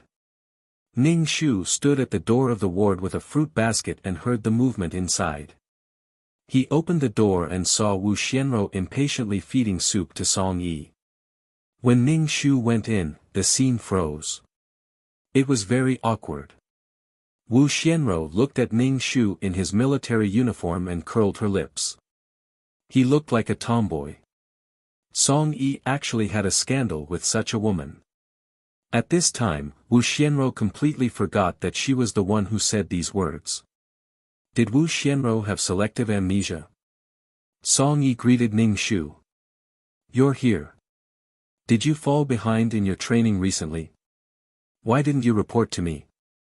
Ning Shu said, I finished my daily weight-bearing exercise. Aren't you recuperating? I don't want to hurt you. Drink. Drink until you die. Wu Xianro took the soup spoon and put it into Song Yi's mouth. Ning Shu raised his eyebrows. She shouldn't treat a stranger like this, let alone a soldier who was injured for the country. He didn't know why Wu Xianro had such a sense of superiority. If she didn't want to get married, she should have talked to her father. Why was she so unwilling to take care of Song Yi? Ning Shu always felt that Wu Xianro was jealous because Song Yi asked her about the training. Song Yi was forced to stuff a spoon into his mouth and was forced to drink soup again and again. This is the soup made by my housekeeper. You should eat it quickly. Then I'll be free. I've never taken care of anyone like this since I was young, Wu Xianro said indignantly. Song Yi said mysteriously, I'm really honored. Of course, so you should get better quickly so that I don't have to take care of you. You should go and explain it to Dad. Wu Xianro curled her lips and stuffed the spoon into Song Yi's mouth. His teeth clattered against the spoon. Ning Shu was speechless. Song Yi, just enjoy it. Could she understand Wu Xianro's arrogance? She couldn't be considered arrogant. At most, she was unruly. Ning Shu carried the fruit basket into the ward without a change in his expression. He carried the fruit basket to his second brother's bedside and asked, Are you feeling better? It's still the same. I'm almost done. His second brother said, Transfer me to another ward later. I can't affect their relationship. His second brother was a steady person. He was very qualified in all aspects. There was nothing particularly outstanding about him, but he was the person with the most solid foundation. Ning Shu felt that his second brother thought the ward was too noisy. Zhu Yi, on the other hand, looked like he was watching a show. He was eating fruit while watching the show. You're here. Come here. Zhu Yi's face was shining. He waved to Ning Shu and pointed to the fruit basket. Give me 2 oranges. Ning Shu took 2 oranges and sat on the chair beside Zhu Yi's bed. He asked, I think you want to stay in the hospital and watch the show every day. Zhu Yi whispered, You don't know how interesting it is. It's a mess every day. I guess the boss can't escape from this witch. This description was interesting. However, ordinary boys really couldn't stand this kind of girl. Especially girls with status and background. They were very straightforward, so straightforward that it was unimaginable. A knife could stab your self-esteem into pieces. He directly knelt in front of the witch, but the witch didn't know anything about it. She was so stupid that she didn't realize that she had said something wrong. Ning Shu took an orange and peeled it to eat. He looked at Song Yi and Wu Xianro on the other side of the bed. Have you observed what kind of person Wu Xianro is? Ning Shu asked Zhu Yi. Zhu Yi touched his chin and thought for a moment. She's a very domineering girl.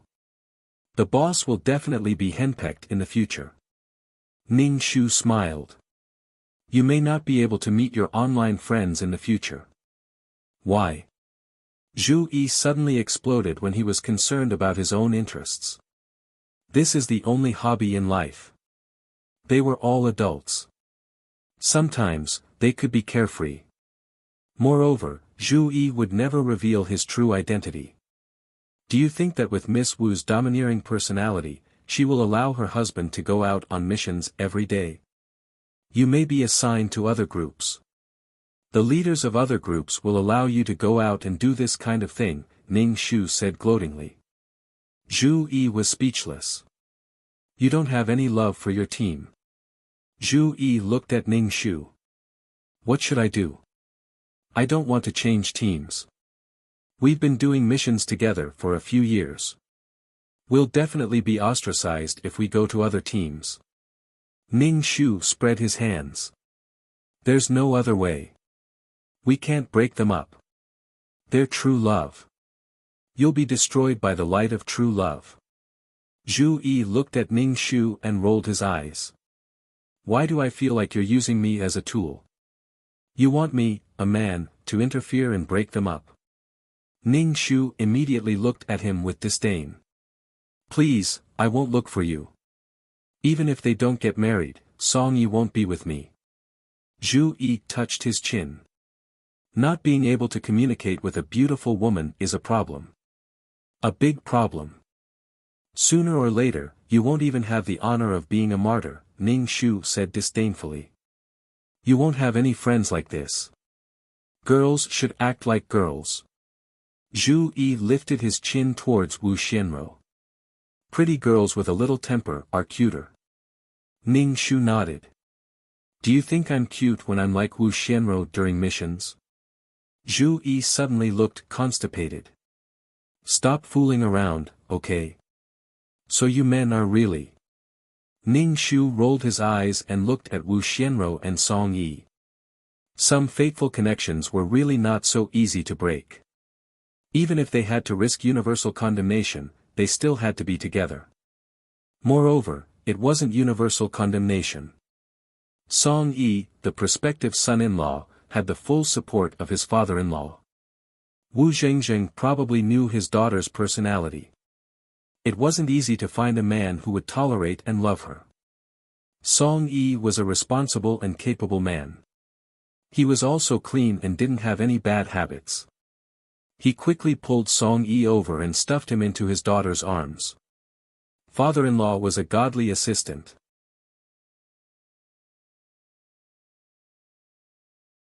Chapter 1737. Zhu Yi was no longer in the mood to watch the fun. After all, this was related to his future military career. If the boss got married, there might be a change. Zhu Yi looked at Song Yi and Wu Xianro on the bed next to him. Even if the boss got married, he shouldn't be like that. Let's not talk about this anymore. When can you be discharged? Ning Shu changed the topic. I was injured on duty. I need to rest for a while. There shouldn't be any big tasks now, right?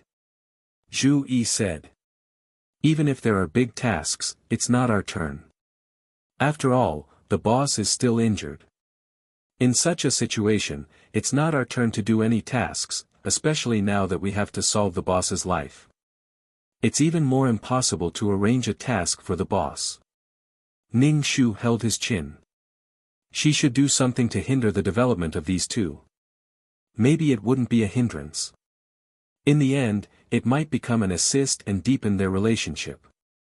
People had a rebellious mentality. If the outside world was full of obstacles, the two would unite to resist the outside world's difficulties. The more you opposed, the more he wanted to do so. When they were united against the outside world, they wouldn't find each other's shortcomings that were difficult to break in. If there were no objections from the outside world and everything went smoothly without any obstacles, the two would slowly find each other's unbearable shortcomings and seriously consider whether it was suitable for them to be together. This was the legendary situation where there were no external enemies, and then there would be internal strife. Ning Shu didn't say what was wrong with Wu Xianro. It would be bad if she caused Song Yi's rebellious mentality. Zhu Yi said to Ning Shu, should we do something? Ning Shu shook his head. Do anything? You don't have to do anything. The boss is our commanding officer. How can a subordinate intervene in the boss's affairs? Don't cause any trouble and get punished. Don't forget the identity of Miss Wu's father. In front of true love, everyone was a paper tiger and would be destroyed by true love. Don't be cannon fodder. Ning Shu ate the orange. Her mouth was dry from all the talking. Even if they were really together, what could he do? Wu Xianro took the thermos and bag and left. Before leaving, she glanced at Ning Shu. Her gaze was a little complicated. Wu Xianro believed that the rumors were true. She thought that she had something to do with Song Yi and treated her as an imaginary enemy. Wu Xianro was quite overbearing. She had already subconsciously regarded Song Yi as something unique to her. She felt that Song Yi shouldn't have any entanglements with other women during this period of time even if she planned to marry him. Ning Shu and Wu Xianro looked at each other. Ning Shu smiled faintly while Wu Xianro curled her lips. She seemed to despise Ning Shu. As soon as Wu Xianro left, Ning Shu sat beside Song Yi's bed. He looked at Song Yi's face and kept staring at him. Song Yi touched his face.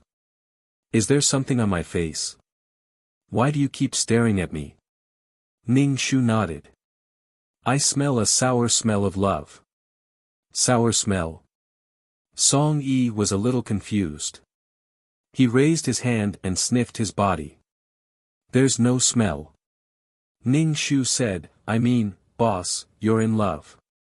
Your face is full of love. Song Yi's face darkened. Don't talk nonsense.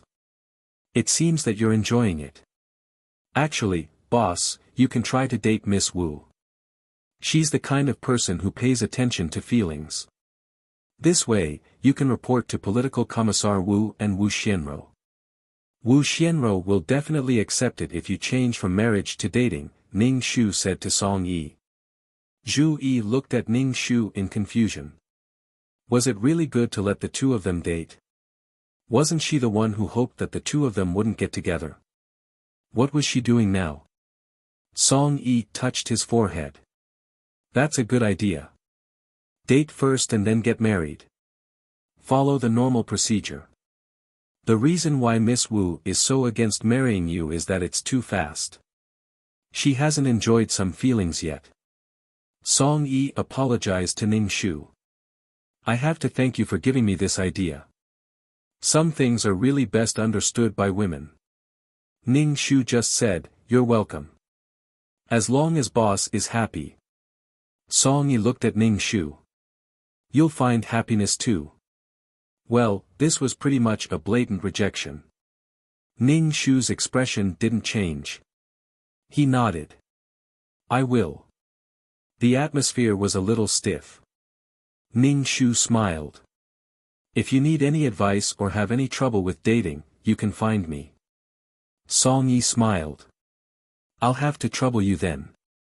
Song Yi was tempted by Wu Xianro. Dating is not a simple thing. You have to remember special dates. For example, the date of the relationship.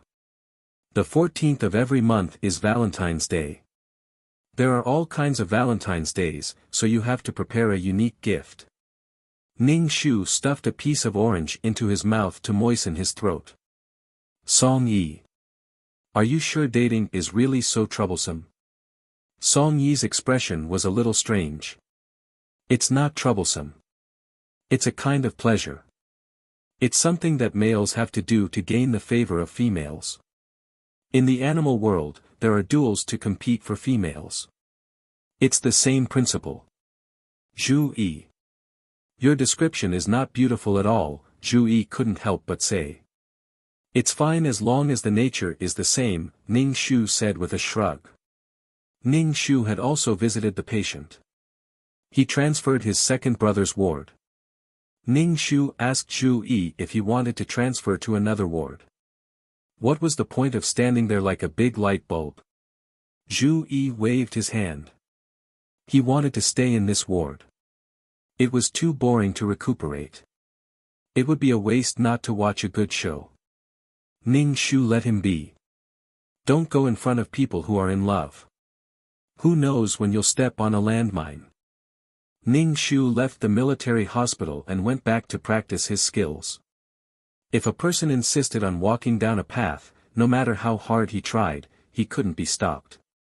Although Ning Shu didn't go to the hospital, Zhu Yi, who loved to watch the fun and gossip, called him every day. He reported Song Yi and Wu Xianro's situation, saying that the two of them had confirmed their relationship. There was all kinds of chaos, sweetness, and all kinds of problems. Ning Shu just listened and didn't make any comments. However, the political commissar has been urging the two of them to get married, Zhu Yi said. The political commissar is very satisfied with boss. He can't wait for the two of them to get married immediately. It's not a business deal. I heard that Wu Xianro's mother died early, and the political commissar is very busy with work. The political commissar probably knows Wu Xianro's character, so he's in a hurry to let the two of them get married. Ning Shu had always guessed this in his heart. It was said that a daughter was her father's lover in his previous life. How could he bear to let his daughter get married like this? It wasn't easy for Wu Xianro to find a man who would tolerate her. Song Yi was that good man. Ning Shu hung up the phone and sat cross-legged on the bed to cultivate, using spirit energy to heal the internal injuries in his body.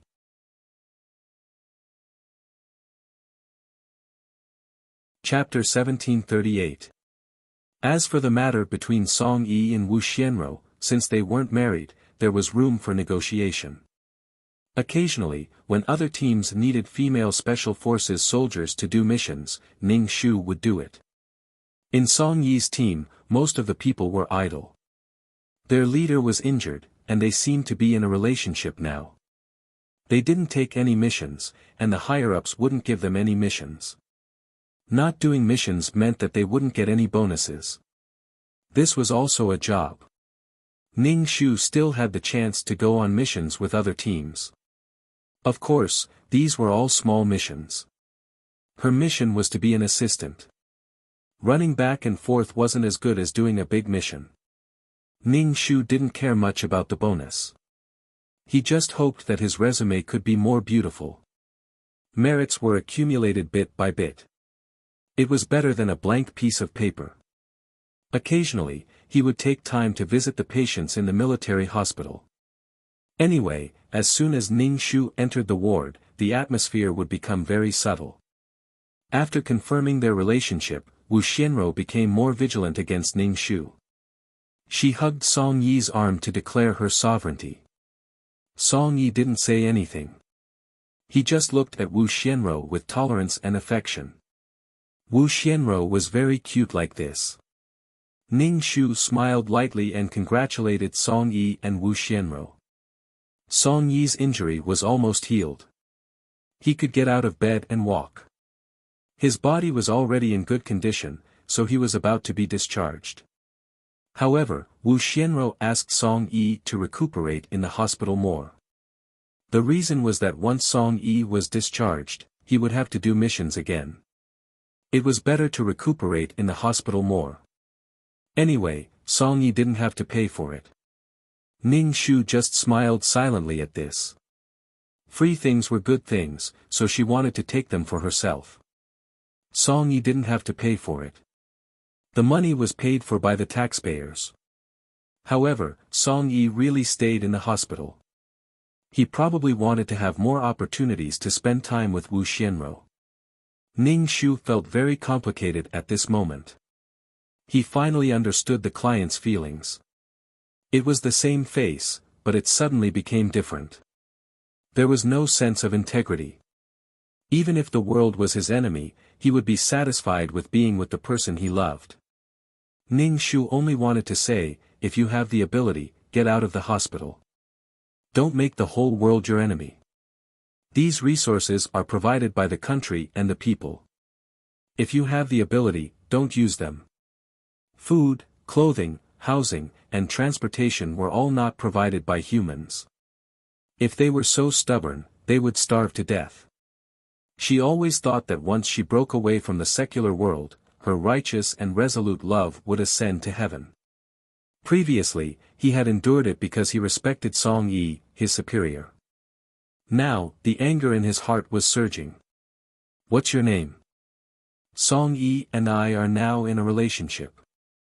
Please take care of Song Yi in the future, Wu Xianrou said to Ning Shu as she held Song Yi's arm.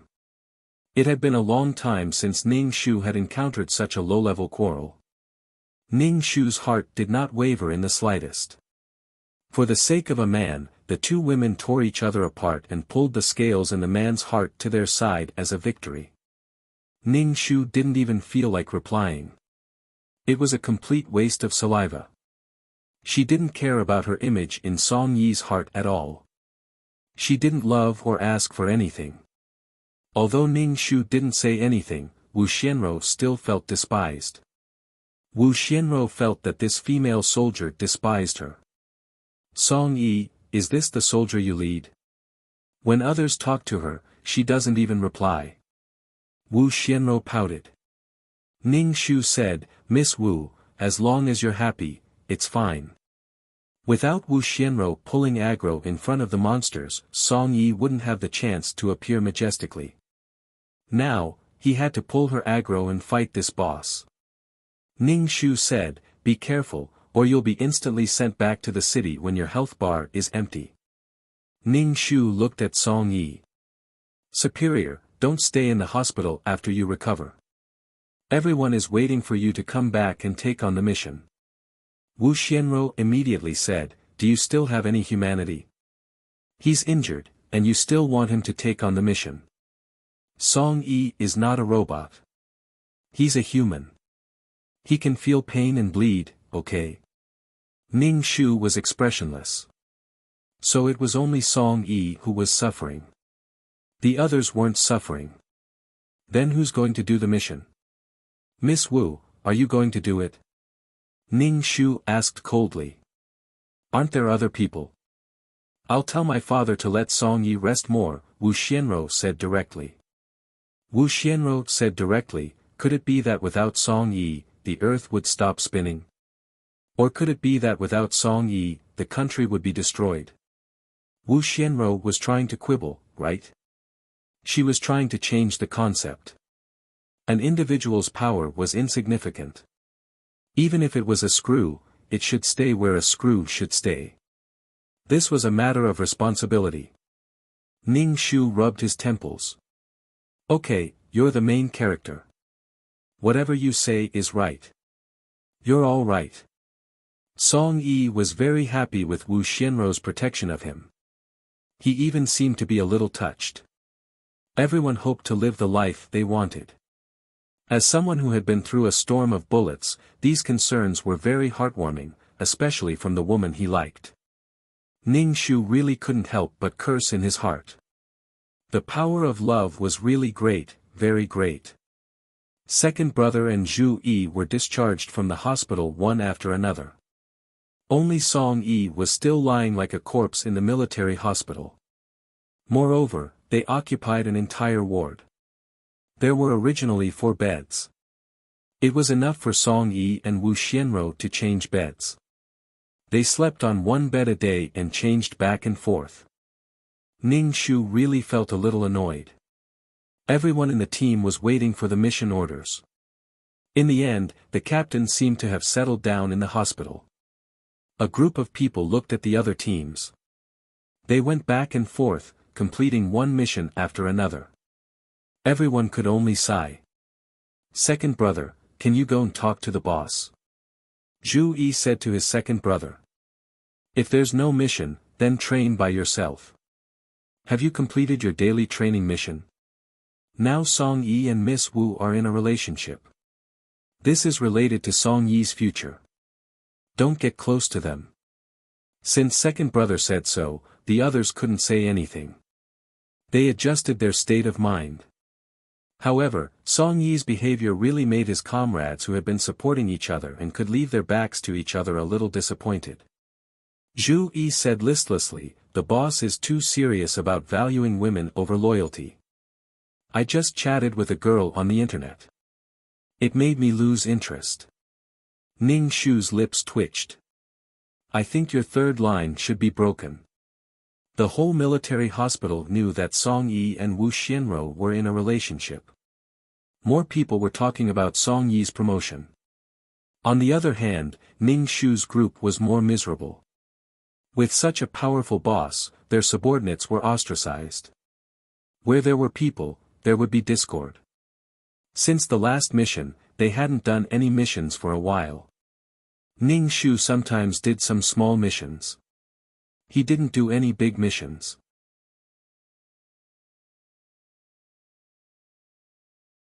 Chapter 1739.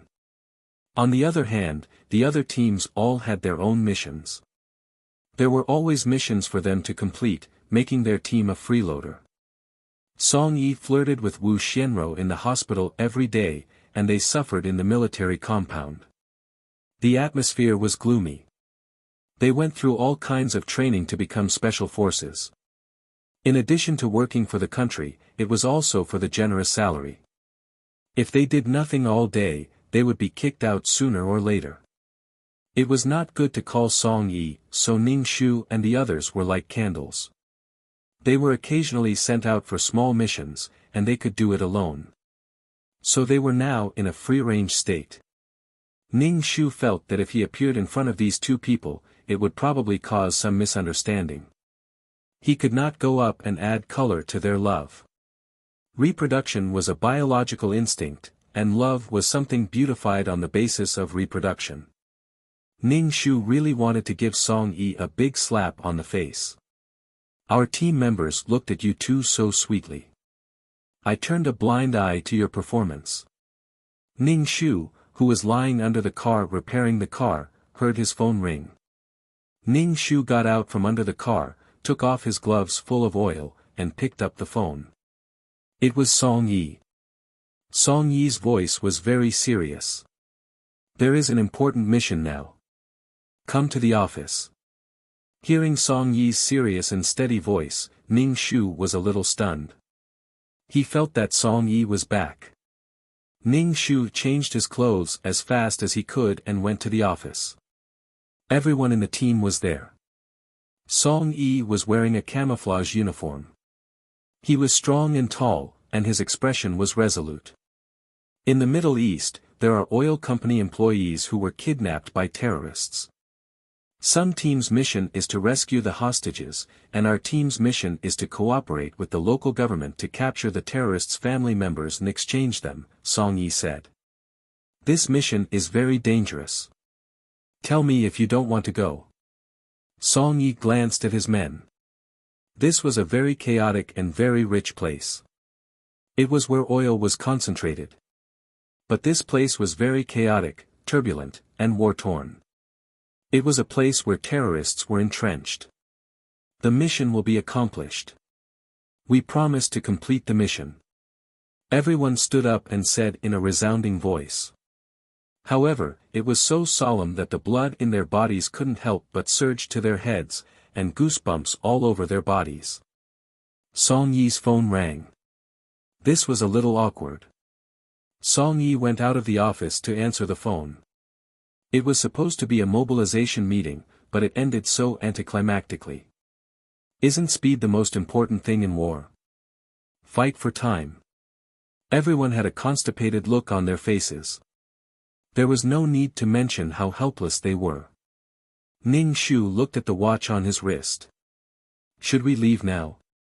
The longer we delay, the more dangerous the hostage will be. Second brother looked at the door. It's time to go. We have to wait for boss.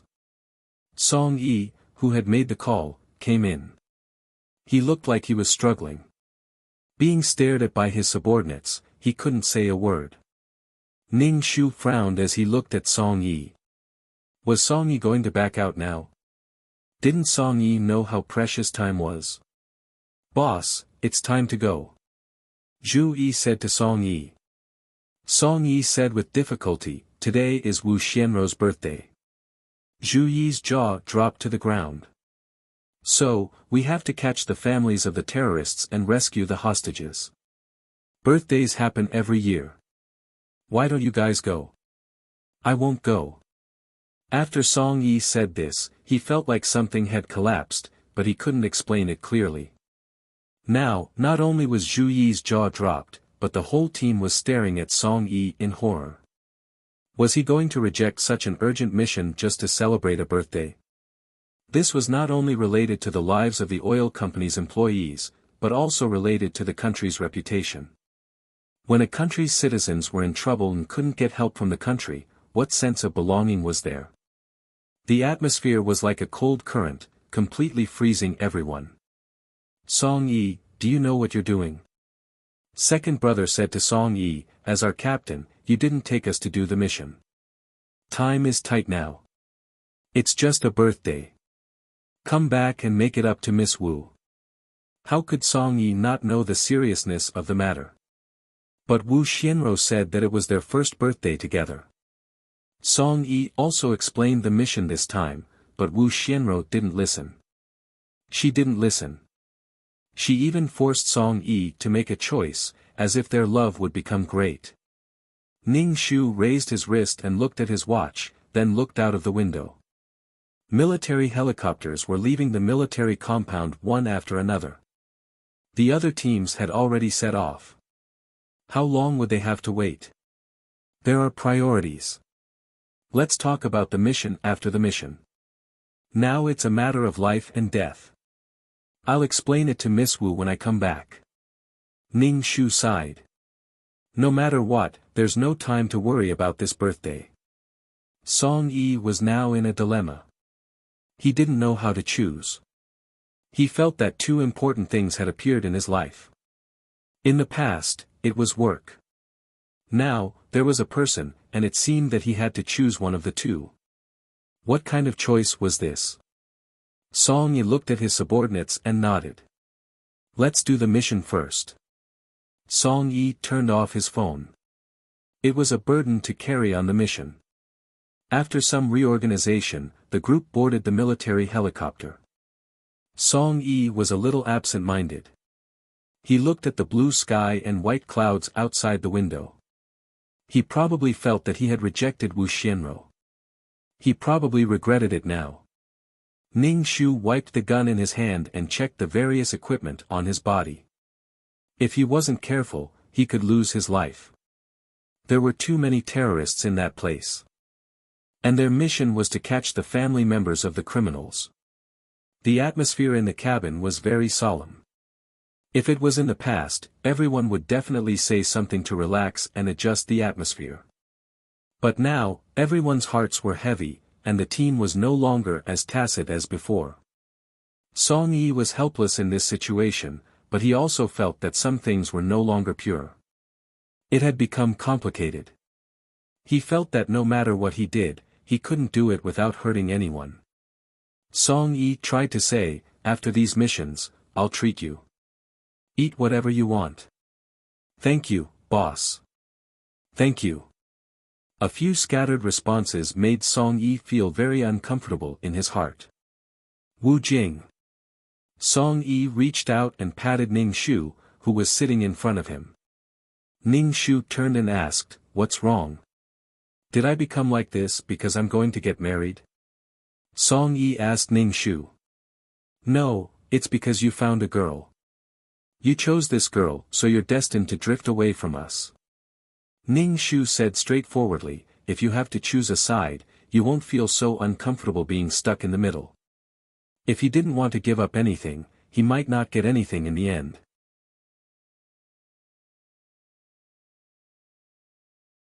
Chapter 1740.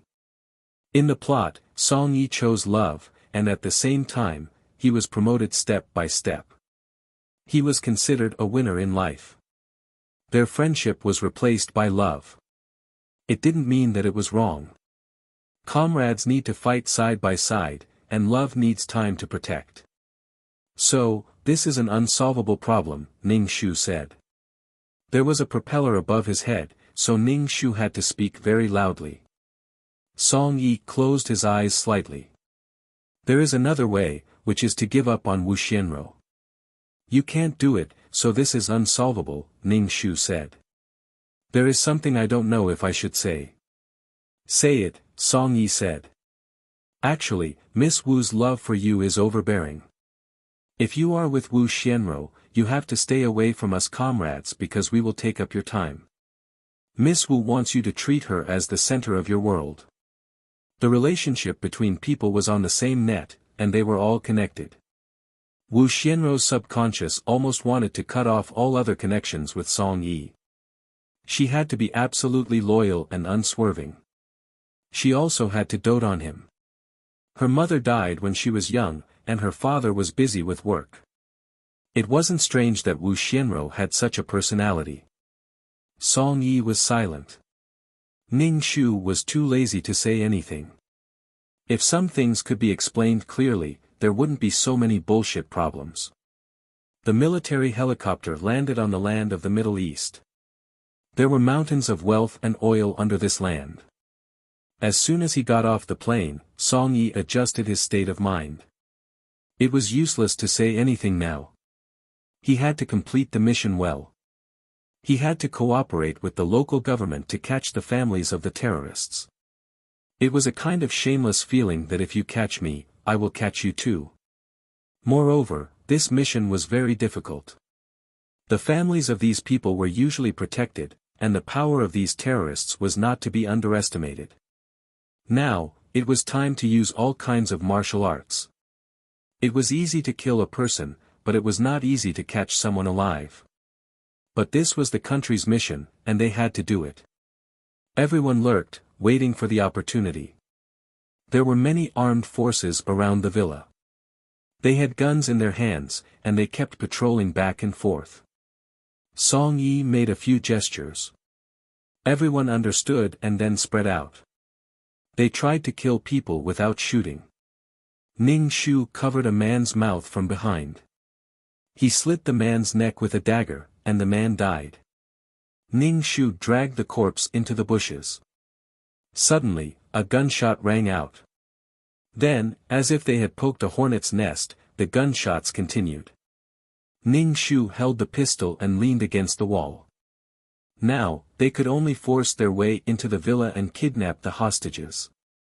Ning Shu fired a shot at the ceiling using the wire rope. Ning Shu grabbed the rope and climbed up the wall like a gecko. Bang bang. Someone below Ning Shu opened fire. Ning Shu pulled the rope with one hand and shot the people below with the other. With the support of the rope, Ning Shu dodged left and right and quickly flashed into the window. There were infrared rays everywhere in the villa.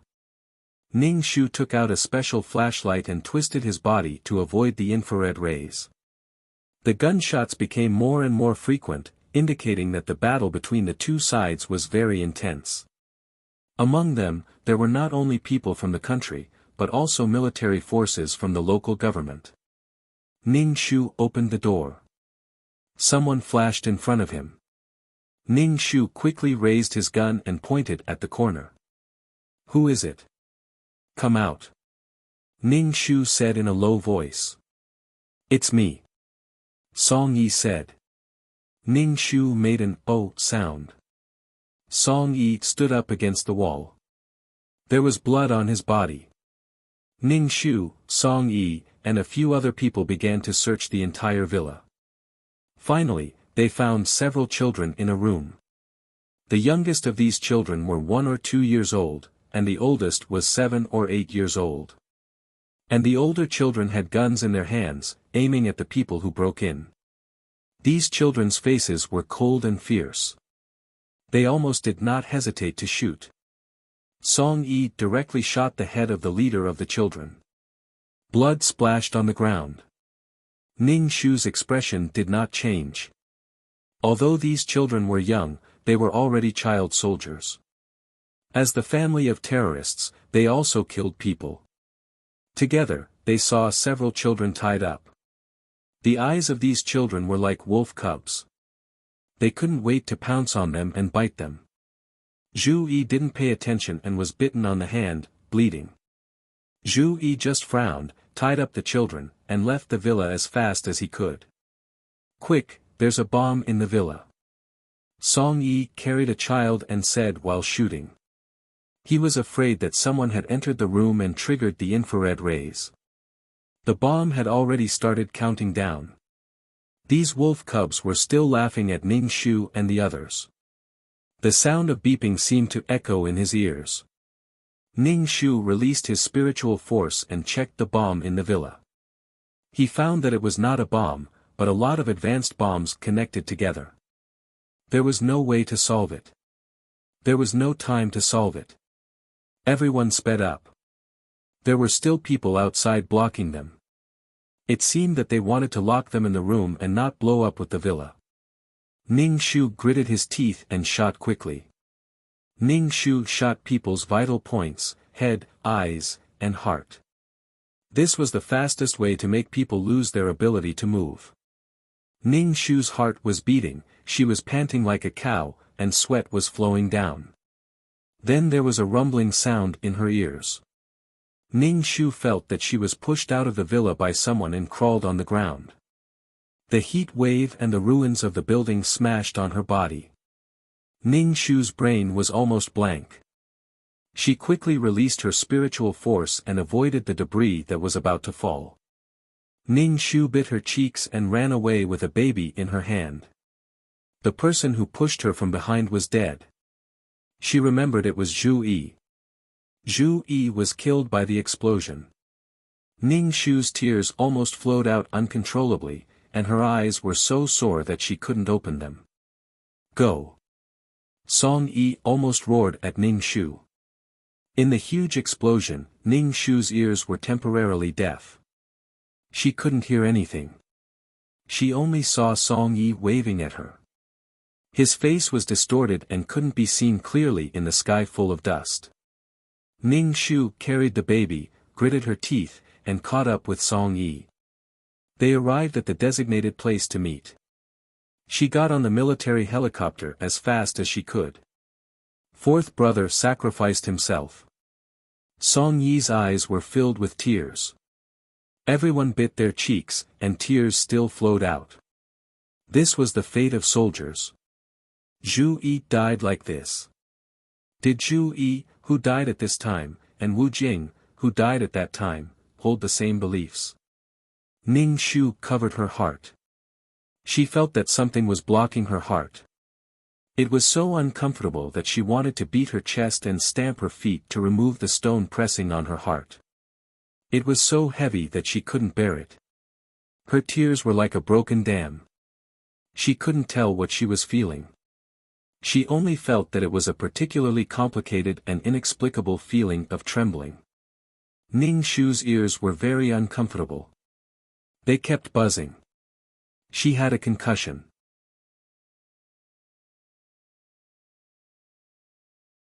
Chapter 1741. Ning Shu's body trembled uncontrollably. Ning Shu took a deep breath. Her ears were buzzing, and it was very uncomfortable.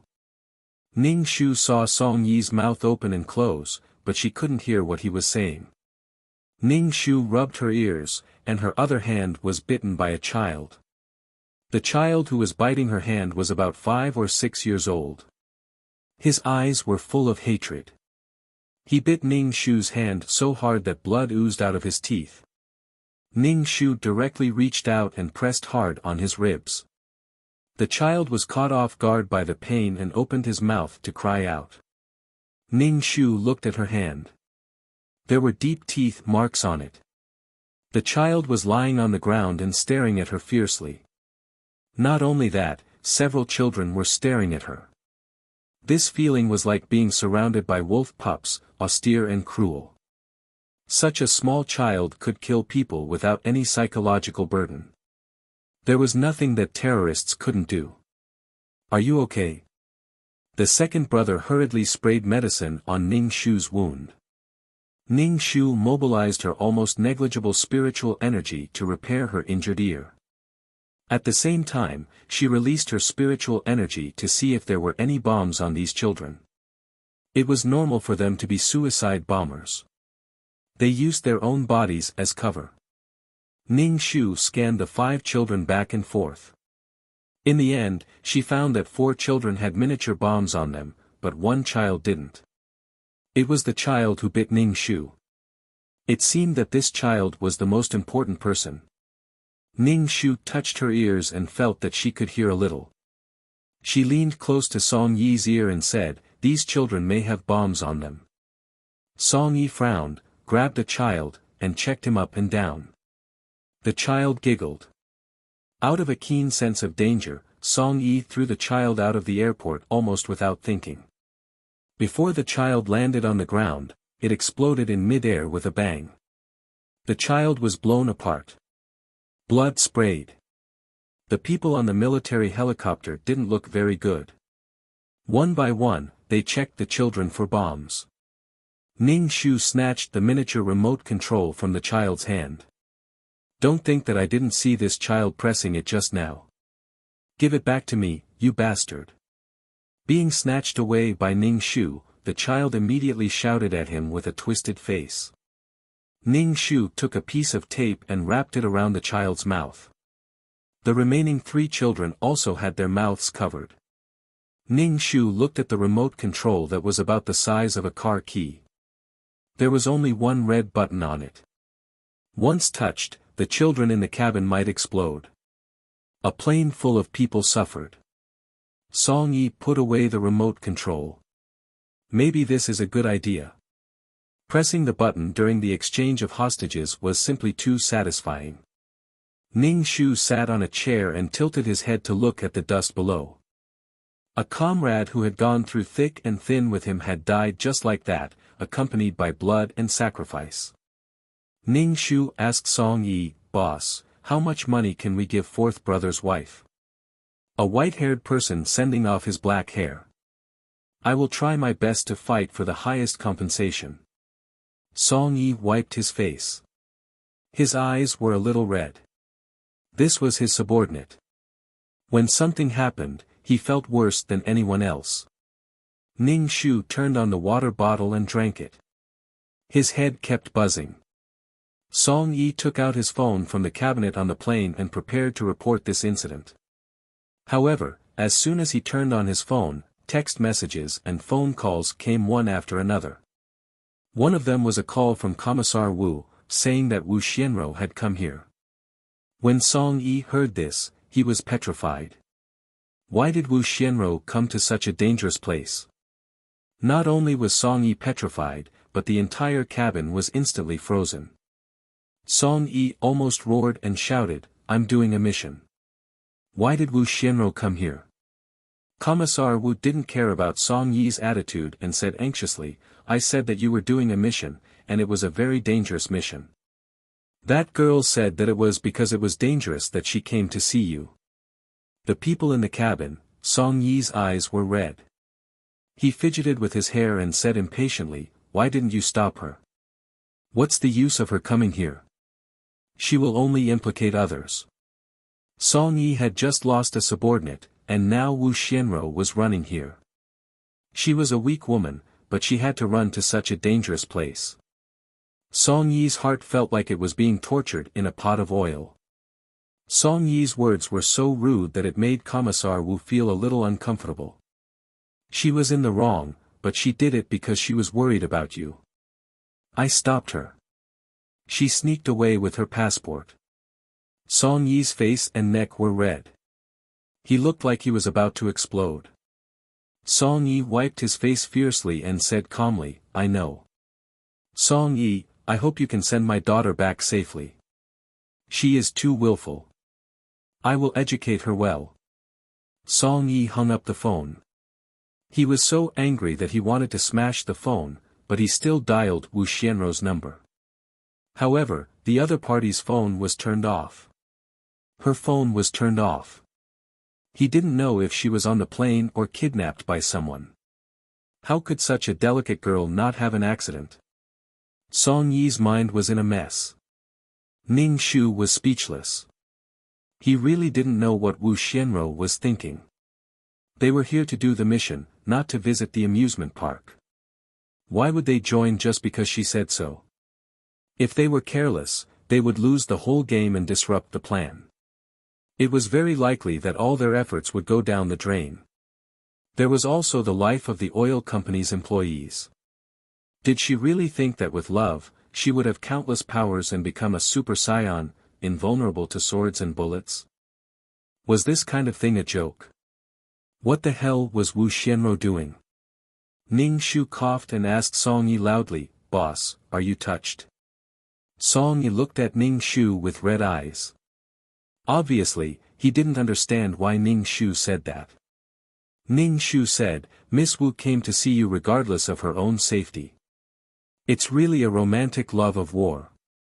As soon as Ning Shu's words came out, the people in the cabin let out an unclear chuckle. Song Yi looked at Ning Shu and said, "What time is it now? Why are you still talking to me about this?" "Well," Ning Shu said faintly, "I hope that fourth brother's sacrifice can be exchanged for the success of this mission. I told you to stop talking. All of you, stop talking." Song Yi directly got angry at Ning Shu and said, "I know what you mean. I don't feel uncomfortable in my heart, I don't feel pain." After getting angry at Ning Shu, Song Yi held his head, his body slightly trembling. Ning Shu pursed his lips. "Boss, don't worry. After the hostage is handed over, we will accompany you to find Miss Wu." The atmosphere was so stiff that the second brother came out to smooth things over.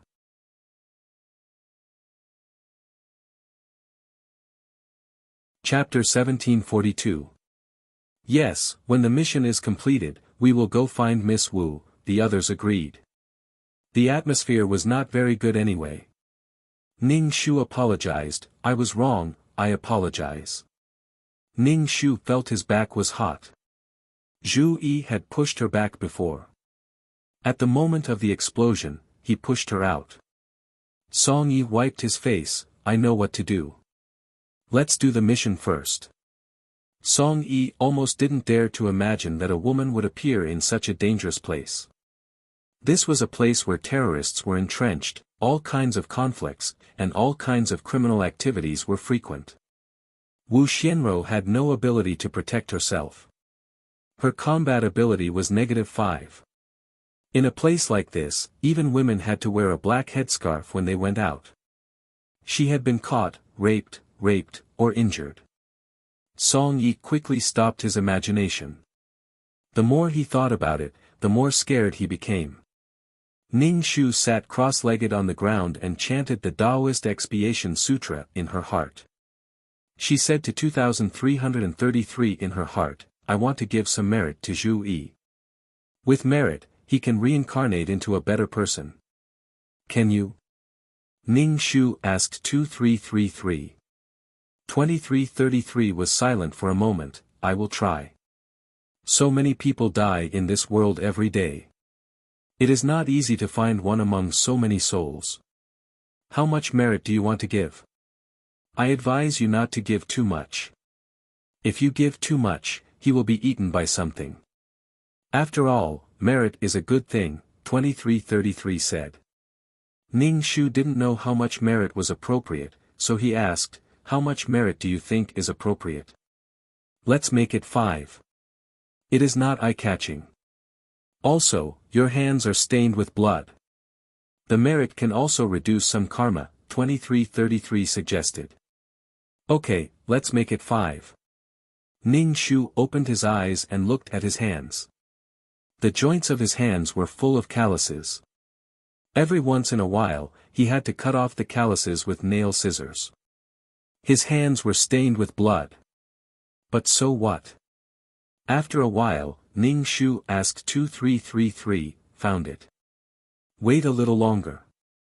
You try to find a needle in a haystack. It is not easy for me to locate it, 2333 said angrily. As the helicopter gradually descended, second brother said to Song Yi, we've arrived. Let's meet up with the other teams first. Song Yi took a deep breath and nodded, but his body was stiff and trembling. Ning Shu carried the child off the plane, and other teams came to pick up the children. Song Yi told the commander everything, including the fact that there was a miniature bomb hidden in the child's body. Now, let's wait for the other teams to finish their rescue. If the rescue is successful, we won't need to exchange hostages. If the rescue fails, we'll need to exchange hostages. You guys take the time to rest, Song Yi said to his team members.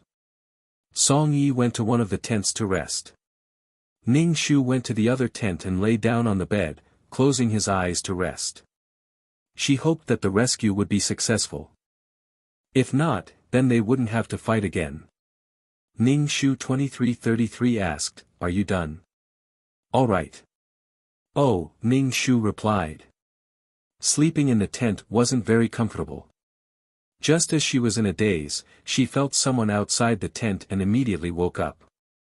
He opened the zipper of the tent and saw that it was second brother. He asked, did you do a mission? The atmosphere is unusual. It seems that the rescue plan was not very successful. They need to exchange hostages and need our team to go out, second brother said. He looked at Ning Shu and said with a heavy heart, the boss's mind is unstable. We have to be more careful. Fourth brother has been sacrificed. I don't want the team to lose any more members. Ning Shu nodded. I know. I will be careful. How is the boss now? His condition is not very good. He is very worried about Miss Wu. How can Miss Wu come here so carelessly? Second brother rubbed his eyebrows tiredly. Ning Shu said lightly, I guess the ignorant are not afraid. Newborn calves are not afraid of tigers. They rushed to such a dangerous place to find people. After a while, Song Yi came to inform them to gather. They had to go to the designated location to ambush. They had to ensure the safety of the oil company's employees during the exchange of hostages. They brought all their equipment with them and hid under the hot steam that was dripping with sweat. Sweat dripped down. Both sides were exchanging hostages. At a glance, there were tanks, planes, and other than the soldiers on the surface, there were also hidden snipers and special forces teams. The oil company's employees were detained on one side, and a few children were taken out on the other side. Slowly, batches of employees came over from the other side and boarded the plane under the escort of the guards. They sent the children over, but they were very black-bellied. After sending them over, they directly pressed the button. With a few bangs, the terrorists exploded. This was a signal. Ning Shu narrowed his eyes, aimed at the target, and shot at the head. Not only did they have to keep the hostages safe, but they also had to make these terrorists afraid. In order to cause chaos and unrest, these terrorists who were in a fanatical state at all times could really do anything. For a moment, there was a rain of bullets around them. The sound of bullets piercing through flesh and blood exploded into a ball of blood. Ning Shu felt the bullets whistling past him. Song Yi led a team of people to chase and command the actions of a team of people. However, Ning Shu felt that Song Yi's condition wasn't very good. He was almost shot several times. He bit his cheeks when he killed people, as if he had a deep hatred. When he killed people, he didn't care about anything. He rushed forward like a hothead, which made people tremble in fear. Everyone in the team understood his feelings. He was worried about Wu Xianro, who had run here, and was anxious to find her. Second brother pulled Song Yi. "Boss, don't chase too fiercely. It's enough. Otherwise, the firepower will concentrate on you." Song Yi bit his cheeks and calmed down. Ning Shu raised her gun and fired a shot, aiming at the terrorist's head. "Boss, this is a battlefield. You have to abandon all distracting thoughts and lead us," Ning Shu shouted to Song Yi as he pulled the bolt and fired. Entering such a battlefield, Ning Shu found that his body seemed to be completely out of control. He fired, dodged, and fired. All the hair on his body stood on end. He didn't know if it was because of fear or hot blood, but it made people tremble uncontrollably. Ning Shu calmed his heart and followed Song Yi's footsteps. He carried his gun and faced the heat of the desert. Ning Shu didn't know how many people he had killed. His mind was full of living, and then killing. "Retreat," Song Yi received an order through his earpiece and said to everyone. Someone in the team was injured and was pulled back by the arm.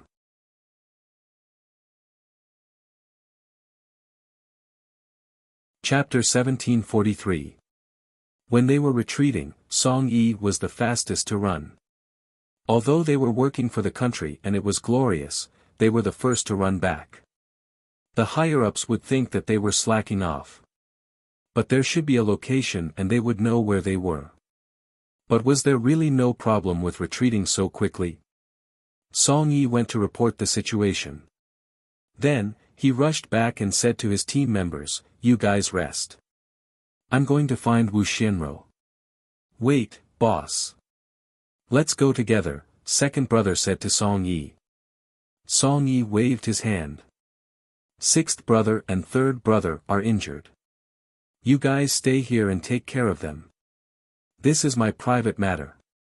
It's not good for you guys to go, I'll go with you," Ning Shu said to Song Yi.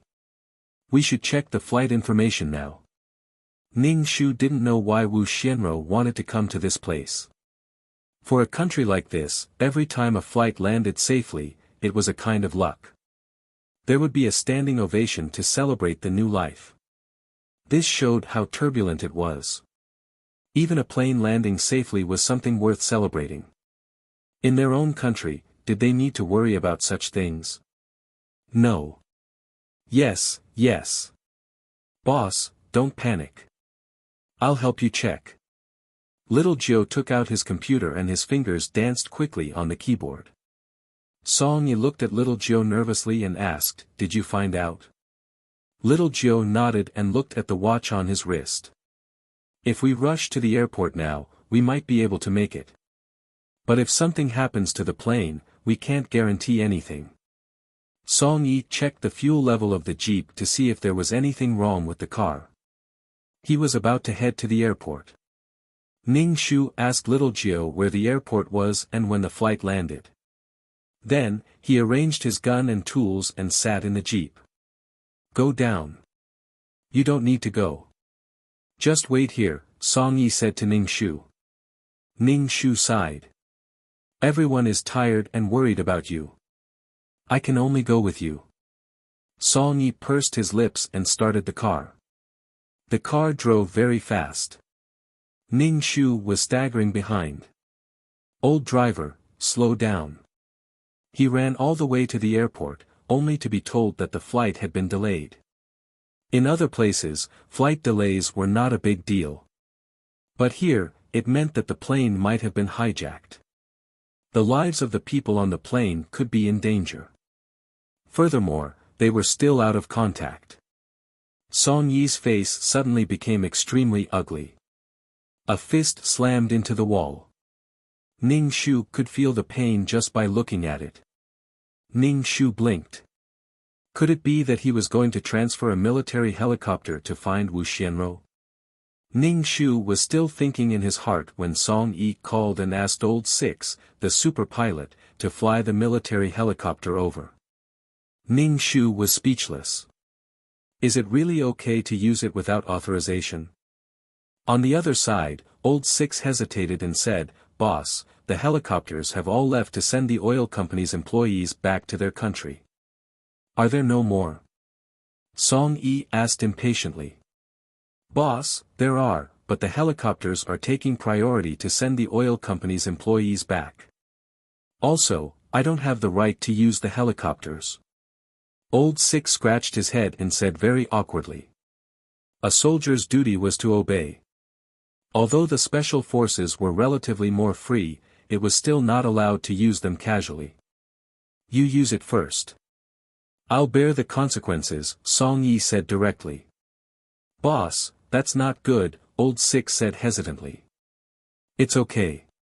I'll bear the consequences." 6. Miss Wu's plane was hijacked. Song Yi was anxious and had to explain clearly to Old Six. Old Six wiped his face. "Shouldn't we report this matter?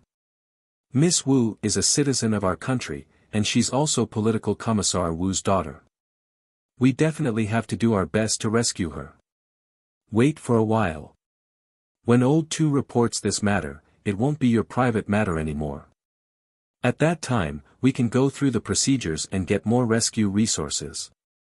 Song Yi could not be punished and could even take the helicopter away. Right now, Song Yi had no right, and his subordinate, Old Six, had no right either. They could only go through the procedures. Song Yi had no choice but to wait like this. He calmed down and knew that he could not be anxious. Ning Shu stood at the side and looked at Song Yi, who was as anxious as an ant on a hot pan. He paced back and forth in front of her, making her feel impatient. "Boss, sit down and rest." Ning Shu patted the chair next to him. "Things haven't reached the worst point yet. It's just that the plane was delayed. We can't be sure if Miss Wu boarded the plane or not." Song Yi held his phone and kept calling Wu Xianro. His phone did not hurt, and she did not reply to his text messages. Something obviously happened. It must have happened on the plane. Song Yi sighed. Now, Wu Xianro was not only his girlfriend, but also a citizen of the country and the daughter of his superior. If something happened to Wu Xianro, he would not be able to explain it. Song Yi moved his hair back and forth and kept wiping his face. "Old Six, have the higher-ups approved it?" Song Yi called Old Six and asked. "Boss, don't worry. They're verifying Miss Wu's identity," Old Six said helplessly. Hurry up. Time is life. When something happened to someone he cared about, the anxiety and impatience was enough to drive him crazy. Every minute and every second was so unbearable. Song Yi kept sighing, making Ning Shu really want to beat him up. Boss, let old Six take a breather. He can't decide whether the helicopter is approved or not. He will definitely inform you as soon as he has news, Ning Shu said calmly. Song Yi was worried. Just thinking about Wu Xianrou's danger made Song Yi unable to bear it. Song Yi slumped in the chair and held his forehead with his hand. You're a woman too. Can you understand why Wu Xianrou did this? Ning Shu said, Wu Xianrou is not a soldier after all. She doesn't know much about this. Besides, she went to such a dangerous place for you. This kind of intention is enough. Bullshit. It's useful if you can't do it, but don't drag me down. Can't you prioritize? Don't talk about intention. At this time, staying at home and waiting to go back was the best kind of intention for Song Yi. Ning Shu wiped his face. When talking about Wu Xianrou, he couldn't help but wipe his face. Some people had the capital to be willful. They could live wantonly. Song Yi sighed tiredly. Maybe you're right. Wu Xianrou is not suitable for me. Ning Shu just said, there are two sides to everything. Since you accepted Wu Xianrou as a person, you have to accept her strengths and also accept her weaknesses. Wu Xianrou's personality is like that. She's naive and straightforward. She doesn't see the big picture. She values feelings. If you can tolerate her, you should. If you can't, you should part on good terms. Ning Shu's principle was to persuade people to reconcile.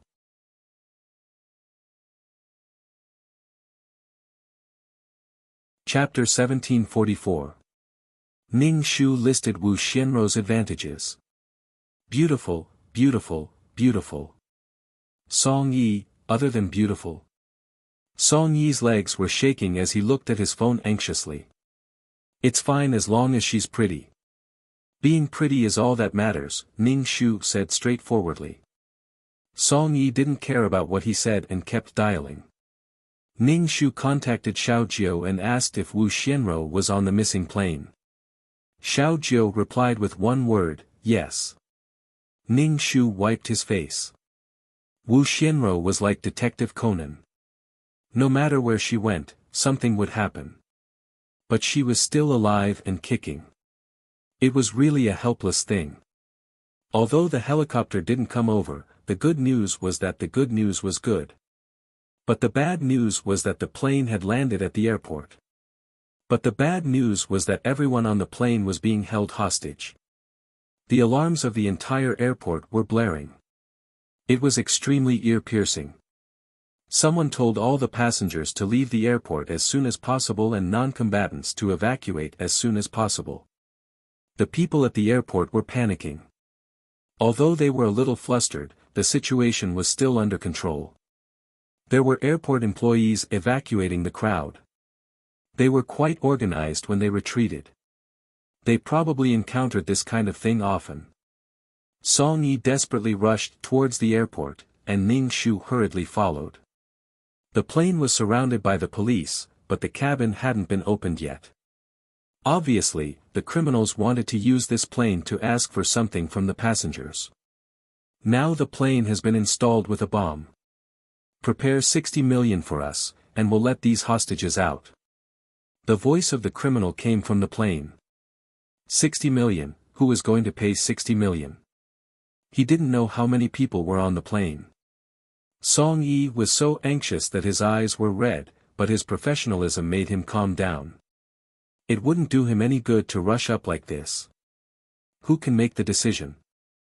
Who can pay? If not, you'll be shot. 1 every 10 minutes. An angry voice came from the cabin. At the same time, the cabin door opened, and a criminal was holding a flight attendant hostage. The flight attendant's neck was surrounded by the criminal's arm, and there was a gun on her head. The flight attendant was so scared that her face was pale. Her clothes were messy, and her cheeks were bruised. It was obvious that she had been beaten. Another possibility was that she had been raped. Song Yi clenched his fists tightly and went around to the side, preparing to go under the plane to the airport gate. Ning Shu observed the current situation and prepared to assist Song Yi at any time. Seeing that no one paid attention to him, the gangster was annoyed and immediately shouted, "No one paid, this person can go to hell." The criminal shot the stewardess in the head and then let go. The stewardess fell out of the plane. Her body was in a strange position, and her body was still twitching. Half of her head was unrecognizable because of the bullet. The criminal's actions frightened the airport staff. Only then did the sirens of the police cars arrive. The robber kidnapped another passenger, and this passenger happened to be Wu Xianro. Wu Xianro's face was pale. Fortunately, her clothes were not as messy as the stewardess. Apparently, she had not suffered. However, under normal circumstances, Wu Xianro would not insult anyone who was insulted. Wu Xianro was shocked. She felt the cold muzzle on her head and her heart turned cold. It was very scary and terrifying. Wu Xianro was so scared that she cried. "Help, save her," Wu Xianro regretted coming to this place. It was her birthday, but Song Yi didn't come. It was their first birthday together. She called her father and said that he was here for a mission. Wu Xianro complained that her father arranged a mission for Song Yi at this time. He knew that it was her birthday, so why did he arrange a mission for Song Yi? Political Commissar Wu was also annoyed. He said that it was an important mission, and all the special forces were dispatched. Song Yi was no exception. When Wu Xianro heard that it was very dangerous this time, she became anxious and said that she wanted to find Song Yi. Political Commissar Wu's heart suddenly jumped, and he immediately scolded her. However, Wu Xianro said that the mission was very dangerous. What if something happened to Song Yi? She had to go and see Song Yi. Although Political Commissar Wu doted on this daughter of his, he was still someone who had been in the government for a long time. He directly locked up his daughter who was causing trouble, but Wu Xianro was able to escape and get on the plane. Wu Xianro would feel uncomfortable if she did not cause trouble. The result of her willfulness was that she was now kidnapped by criminals. Wu Xianro could turn misfortune into a blessing, but other people might not. Like the stewardess, she was raped and her head exploded. When Song Yi saw Wu Xianro being kidnapped, he was anxious, but he had to control himself. "Hurry up and give me the money. If you don't, I will kill her." The gangster waved his gun.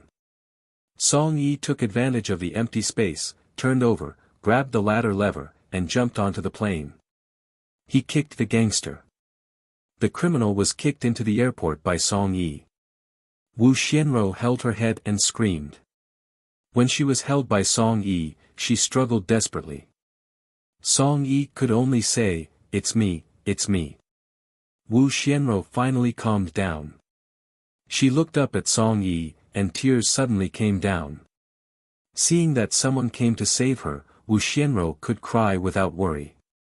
During the period of being kidnapped, Wu Xianro did not even dare to cry. Those criminals were extremely vicious. If anyone dared to cry, make a fuss, or struggle, they would shoot without saying anything. Song Yi, I. Before Wu Xianro could say anything, Song Yi pulled her to avoid the bullets and fought with the criminals who rushed over. Wu Xianro screamed the whole time. It was difficult for two hands to fight against four fists, not to mention that Wu Xianro was holding them back.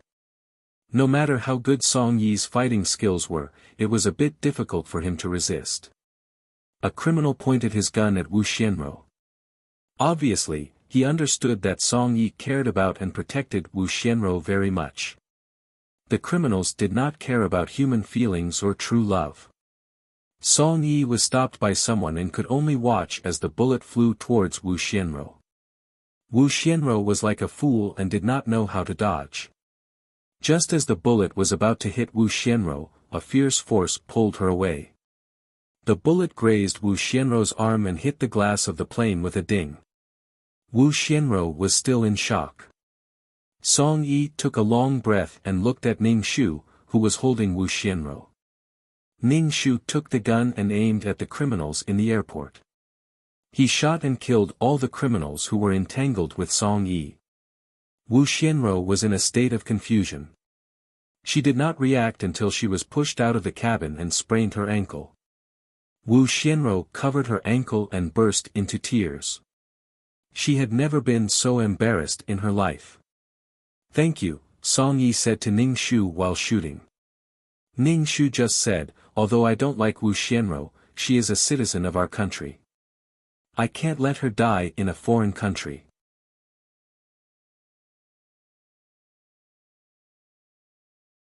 Chapter 1745. Personal grudges were not worth mentioning in front of the country's reputation. Moreover, Wu Xianrou was the daughter of Wu Jinwei. Whether it was for public or private reasons, Wu Xianrou should be sent back safely. Zhu Yi didn't push her out to compete with this little girl for a man. Some people's willfulness was based on their capital. Their family doted on them, and after marriage, they would be doted on by their husbands. They didn't need to pay anything for a perfect life. Ning Shu dodged the bullets while reloading. Song Yi gestured to her, and Ning Shu nodded. She understood what he meant. There was a bomb on the plane. They had to get rid of these people quickly. Ning Shu shot a person and jumped out of the cabin. She grabbed Wu Xianrou, who was covering her ankle, and ran. She stuffed Wu Xianrou into the hands of the police and went back to help Song Yi. She has been handed over to the police. Let's retreat now. There is a bomb on the plane. The police had sent the passengers away, and the passengers in the cabin were fleeing. Ning Shu and Song Yi tried to delay the criminals so that the passengers would have a chance to escape. Ning Shu and Song Yi kept retreating out of the cabin. With the support of the police, Ning Shu and Song Yi were relieved. Song Yi let out a long breath. He looked at Wu Xianrou, who was sitting there in a daze, and quickly walked over. Wu Xianrou saw Song Yi and threw herself into Song Yi's arms and cried. Ning Shu watched silently not far away. Then he contacted Xiaojiu and Old Six and said that Wu Xianrou had been successfully rescued. There was no need to send helicopters and other team members. Xiaojiu said, "Got it." After a while, Ning Shu walked over and said, "We should go." "Don't cry. Let's go." Song Yi patted Wu Xianrou's back. Wu Xianrou smiled at Song Yi with tears in her eyes. "Okay, let's go." Wu Xianrou's hair was stuck to her face. Song Yi pursed his lips and brushed Wu Xianrou's hair away from her face. Ning Shu was speechless. Wu Xianrou's ankle was swollen and she couldn't walk. Song Yi carried Wu Xianrou out of the airport. The three of them got into the jeep. Ning Shu tactfully sat in the driver's seat, while Song Yi and Wu Xianrou sat in the back. "Thank you for saving me," Wu Xianrou said to Song Yi. Song Yi's expression was somewhat unfathomable. He grunted and didn't say anything. Wu Xianrou frowned. She had come all the way here. She had been hijacked and kidnapped by criminals. Song Yi's attitude was like this. "What do you mean?" Wu Xianrou felt that something was wrong and hammered Song Yi's chest. "What are you doing?" Song Yi touched his chest and said, "One of my subordinates was sacrificed. I'm not feeling well right now, so there's no point." "So what if your subordinates are sacrificed? Why are you throwing your face at me? I'm not the one who killed your subordinates." Wu Xianrou felt wronged. She was already like this, but Song Yi didn't comfort her. Didn't he promise to pamper and love her? Ning Shu drove and looked at the couple through the rearview mirror. So what if they were sacrificed? It was really disappointing that they could say something like that so casually. Wu Xianrou probably felt that she had gone a little too far, so she apologized proudly. "I'm sorry. Your attitude makes me feel a little uncomfortable. Don't worry, I'll definitely ask Dad to give more compensation to your subordinates' families." Song Yi thanked her. "Thank you, Ning Shu. This was originally the compensation that Zhu Yi's family should have received. Why was it Wu Xianrou's credit now?" Ning Shu's face was cold as he met Song Yi's eyes. Song Yi shook his head at Ning Shu. Ning Shu turned the steering wheel a little too quickly. Wu Xianrou staggered and hit her head on the glass. Wu Xianrou rubbed her forehead and looked at Ning Shu. "You did it on purpose, didn't you?" "The car just turned," Ning Shu said. "If I did it on purpose, I wouldn't have come with Officer Song to save you." Wu Xianrou pouted and didn't say anything. Ning Shu said, "I have to thank you for applying for Zhu Yi's compensation. Zhu Yi was killed by an explosion. There was no corpse left. If the boss didn't come to save you in time, you might have been killed like Zhu Yi. So, please apply for more compensation for Zhu Yi." Ning Shu smiled at Wu Xianrou, showing his white teeth.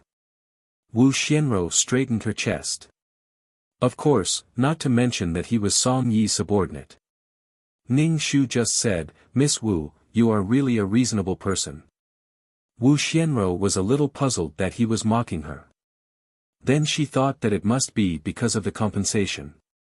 Wu Xianrou grinned and was quite disdainful. She seemed to be mocking Ning Shu for being a person who would lower himself for money. Song Yi wiped his face and said to Wu Xianrou, "I will talk to him about this. You don't have to worry about it. Don't suffer too much." "Really?" Wu Xianrou asked Song Yi. Song Yi nodded. Ning Shu focused on driving and arrived at the place where the team was temporarily stationed. Song Yi was going to report what had happened and let Ning Shu take care of Wu Xianrou for the time being. Ning Shu took Wu Xianrou to a tent. "This is my tent. Familiarize yourself with it and change your clothes." "I can't wear your clothes. Can you find other clothes?" Wu Xianrou asked Ning Shu. Ning Shu said expressionlessly, "No. The situation was so urgent that no one would remember to help you carry your luggage." At this time, he had to put up with it. Wu Xianrou wanted to say something, but the person in front of her saved her, so she changed into Ning Shu's military uniform. Wu Xianrou had red lips and white teeth.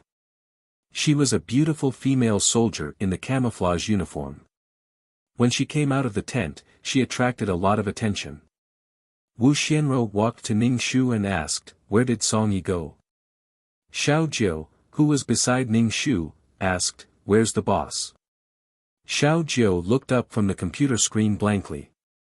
"I don't know." Ning Shu and Wu Xianrou shook their heads. "I don't know.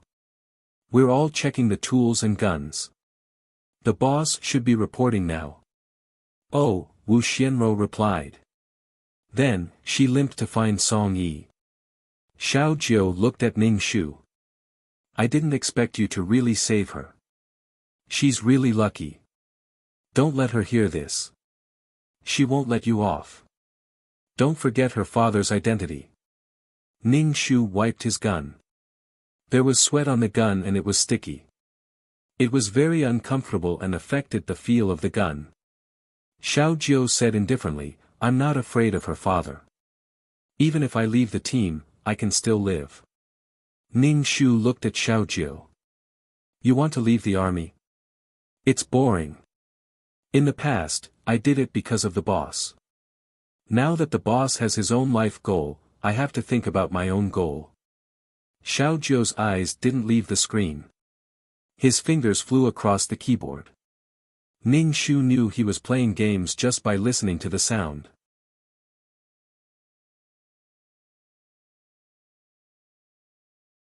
Chapter 1746.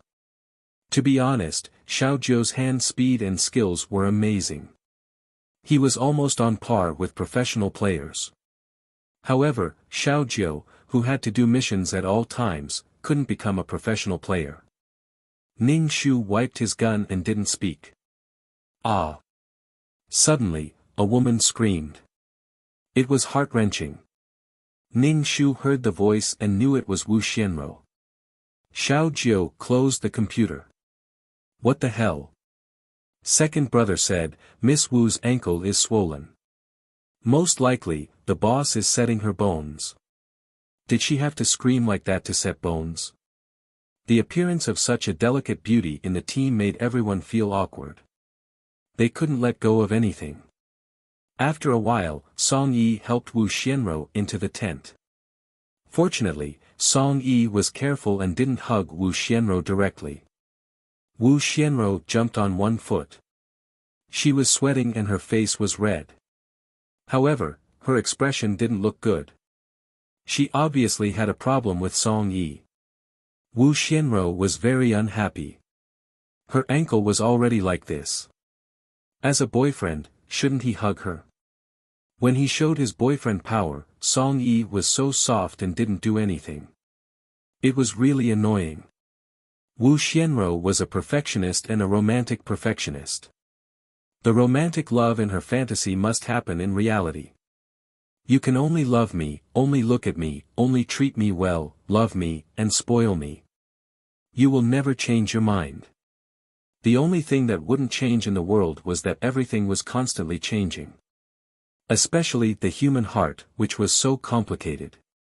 7 emotions and 6 desires, happiness, anger, sorrow, and joy. How could it not change? Song Yi sent Wu Xianro to the tent. He came out and said to Ning Shu and the others, we may have another mission.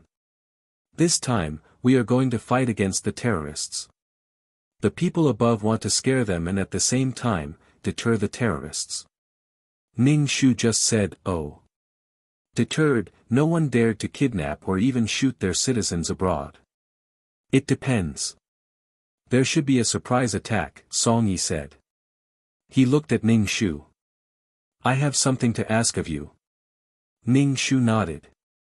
Go ahead. Most of the people here are men. Please help me take care of Wu Xianro, Song Yi said. If it's too difficult, then forget it. It's not difficult, but we can let her go back to China with those oil workers. What is she doing here? Ning Shu asked. She just doesn't want to leave. Song Yi scratched his head in annoyance. I still have to find Fourth's body later. It was not easy to find Zhu Yi's body. After all, it was beyond recognition. Moreover, there were so many dead people that it was not easy to recognize them. Ning Shu frowned and said, can't you say something to Wu Xianro?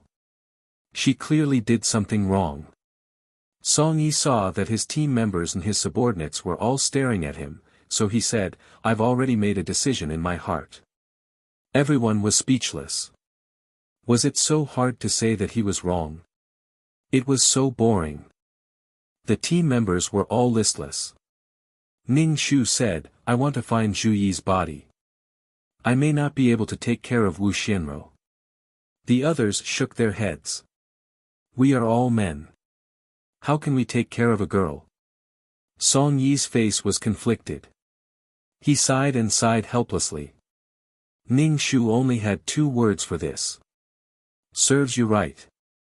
Both sides were reluctant to part with each other, so they were sandwiched. Song Yi said something to Wu Xianro. Wu Xianro angrily boarded the helicopter. It seemed that she was going back to China. Ning Shu raised his eyebrows and did not speak. Love should be equal. First of all, one should be a human. Looking down on a woman and seeing her as an accessory was not equality. Looking up at a woman seemed to be praising her. This was also not equality. Equality was the right to have an equal conversation, social responsibility and obligation, equal enjoyment of social benefits and a fair competition environment. Although she was a rice worm, she still wanted to be spoiled. Although she was not good, there were good men who loved her. She always hoped for a pie to fall from the sky. Ning Shu and Song Yi set out to find Zhu Yi's body. When they returned to this place, it was a pile of rubble. The house was in ruins. It was not easy to find Zhu Yi's body like this. Fortunately, there were excavators sent by the local government to dig up the remains of the broken wall. Ning Shu sat not far away, eating compressed biscuits and drinking water while looking at the dusty villa. In this world, even the law of water could not be used. He really wanted to point his finger and have water to drink. Song Yi sat next to Ning Shu, gnawing on the biscuits that did not taste good. He was in a trance. Ning Shu was too lazy to care about him. He stuffed the leftover compressed biscuits into his big backpack and patted the biscuit crumbs on his hands. Song Yi saw that Ning Shu was not eating anymore, so she put away the biscuits. She took the water bottle and drank a mouthful. Ning Shu said, "I plan to break up with Wu Xianro." Ning Shu was stunned. "Why?" "I just feel that I can't give Wu Xianro what she wants," Song Yi said. Ning Shu just smiled. "You haven't made up your mind yet. I'm going to say something good about Wu Xianro now. I guarantee that you will change your mind. If I bless you on behalf of the whole team, you will immediately take Wu Xianro's hand and run towards the morning sun," Ning Shu said straightforwardly. "Song Yi, you will really have no friends like this." Ning Shu just rolled his eyes. "So, why are you asking me?" "I won't participate in the matter between you and Wu Xianro. I don't agree, and I have no opinion." Song Yi was silent. "You seem to have said that you don't agree. We dug up a body here." Ning Shu and Song Yi hurried over to look at the body. From the fragments of his clothes, they could tell that it was Zhu Yi. His leg was broken by the wall, and his hand was covering his head. The skin on his body had been burned beyond recognition by the heat wave of the bomb. It was too tragic. Although it was not to the extent that there were no bones left, it was too horrible. It was as if a layer of skin had been peeled off. When Zhu Yi's body was moved out, it was very stiff. Ning Shu took out a needle and thread from his backpack. It was a fishing line and a thick needle. He sewed up Zhu Yi's leg that was smashed by the broken wall. If Zhu Yi's family saw this, it would be as uncomfortable as a lung tube being stabbed. Song Yi wiped his face and took off his camouflage uniform to cover Zhu Yi's body. "Fourth brother, I will never forget you." Song Yi took off the military cap on his head. Ning Shu sewed up Zhu Yi's body. His heart ached. He hoped that Zhu Yi would be the one being protected in the next life. Zhu Yi was not even 30 years old yet. After sewing up Zhu Yi's body, Ning Shu took off his coat and covered Zhu Yi's body. He carried Zhu Yi onto the helicopter and returned to the temporary camp. In addition to Zhu Yi's sacrifice, other special forces soldiers and snipers were also sacrificed. Rows of bodies were neatly placed together.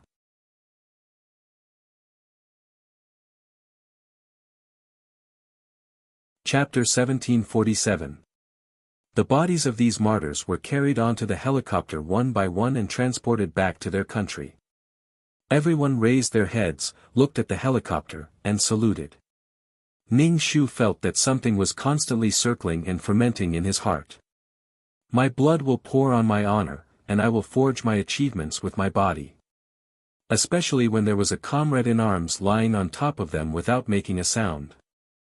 Song Yi kept looking up at the helicopter. After a long time, he lowered his head. Seeing that his team members were looking at him, he said, "I hope that you can live well after every mission." "We also hope that the boss can live well," second brother said. Song Yi sighed faintly. Song Yi used to be a resolute man, but recently, he had sighed countless times. After sending away the remains of the martyr, Ning Shu felt a slight headache.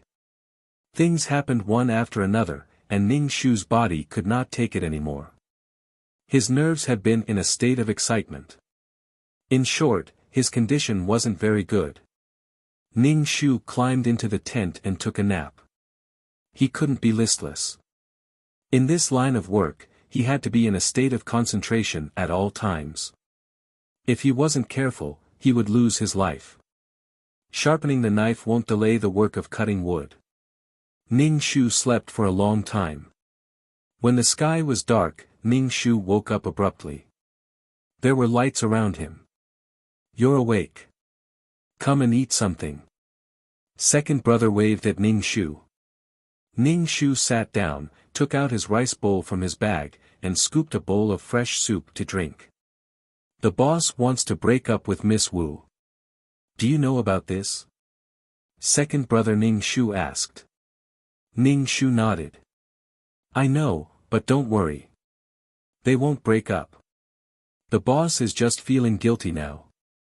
Plus, Wu Xianro did such a stupid thing. He'll be fine after a while." Second brother sighed. "I feel that the team doesn't have the same energy as before." Ning Shu drank the soup and didn't say anything. What energy would there be if their hearts were broken? A person only had one heart. In the past, Song Yi was alone. Now that he had someone he cared about, it was inevitable that he would be afraid. In addition, Wu Xianro was someone who valued love above all else. She didn't have to worry about food or clothing. Love was everything. Second brother also sighed. As the second in command of the team, this was the last thing he wanted to see. Old Four's sacrifice made everyone's hearts tremble. Even if the snipers and special forces soldiers saw their comrades die, they would still feel bad, let alone their comrades. After drinking a bowl of hot soup and sweating all over, he felt very comfortable. He said, "When the car reaches the mountain, there will be a way. Everyone has a time when they have a mental barrier. Boss is now a mental barrier. When the mental barrier is gone, everything will be fine." Being possessed meant having a pile of shit stuffed in his mouth, yet he could still chew it carelessly. In the end, the higher-ups didn't track down the terrorists because they were too scattered. Moreover, the thunderous attack this time had caused this organization to be in a mess. If he really pushed them too far, it was hard to guarantee that these people wouldn't act out of desperation. Everyone boarded the helicopter to return home. Song Yi's expression was very serious, with a murderous look. After returning home, the first thing he did was to find Wu Xianro's father and say that he wasn't suitable for Wu Xianro. He was a precarious person and couldn't take care of Wu Xianro wholeheartedly. He couldn't satisfy Wu Xianro's needs. Therefore, in order not to delay Wu Xianro, he decided to break up with her. Wu Jing naturally couldn't bear to part with his son-in-law. He advised Song Yi that he would go back and teach his daughter a lesson so that Song Yi wouldn't break up so easily. Song Yi pursed his lips tightly and didn't speak. He felt really uncomfortable. He felt like his heart was about to be torn into pieces. No one could satisfy him. Wu Jing was fine, but Wu Xianro didn't accept the breakup. In the heavy rain, she ran downstairs to the dormitory and questioned Song Yi on what basis he should break up with her. "You broke up with her just like that. You even said that you would dote on her for the rest of your life. Break up with her now." Ning Shu looked at Wu Xianro, who was drenched like a drowned rat upstairs. He clicked his tongue. How romantic. Tearing her heart out in the rain. Wasn't the weather suitable for such words? The reason why Song Yi broke up with her was actually to show his attitude to his teammates. It wasn't that Song Yi didn't feel that people's hearts were scattered. This kind of torment was just a psychological retreat in order to advance. His teammates couldn't stand it anymore and asked Song Yi to be with Wu Xianro. Otherwise, their whole team would become a hindrance to someone's true love. It was raining heavily. The raindrops splashed on the ground, creating a mist. Wu Xianro had been calling Song Yi's name heartbreakingly downstairs, which attracted a large group of onlookers. They were all hooting. Song Yi came out and went downstairs with an umbrella. He walked to Wu Xianro's side. Anyway, the two of them were pulling and pulling each other. Anyway, Wu Xianro was very emotional. She turned around and ran away. Ning Shu felt that Wu Xianro should enjoy the heartbreak brought about by love. Come on, love. Anyway, there's a lot of foolishness. Song Yi rubbed his eyebrows. Under the gaze of so many people, it was not good to pursue her, but it was also not good to not pursue her. He was in a dilemma. There were constant whistles all around. This kind of scene that only happened in idol dramas was so embarrassing.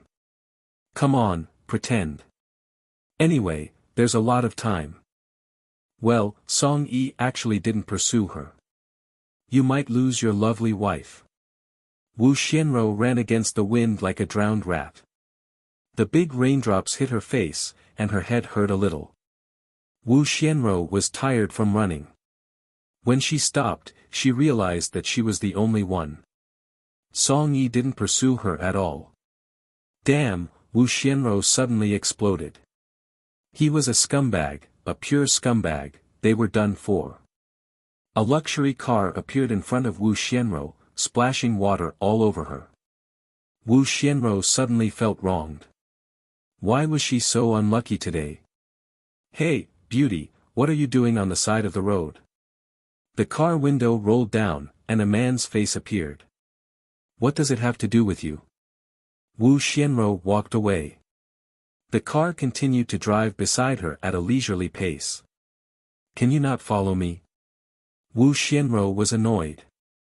Your clothes are wet from the rain, and your underwear is showing. Do you want me to take you to change your clothes? Wu Xianro looked down and immediately covered her chest. What are you looking at, you pervert? I'm a person who has tender feelings for women. Come on, I'll take you to change your clothes. The man smiled at Wu Xianro. I promise I won't do anything to you. Wu Xianro got into the car suspiciously. After all, it was very cold in the rain, and Wu Xianro was a little angry now. So, she got into the man's car. The man rubbed his lips with his fingers and looked at Wu Xianro. She was a natural beauty. The man stepped on the accelerator, and the car disappeared in the rain. When Song Yi ran over in a hurry, he couldn't find Wu Xianro at all. Song Yi was anxious and went to Wu Xianro's house to look for her. But Wu Xianro didn't go home. Song Yi rushed back to the dormitory and knocked on little Jiu's door.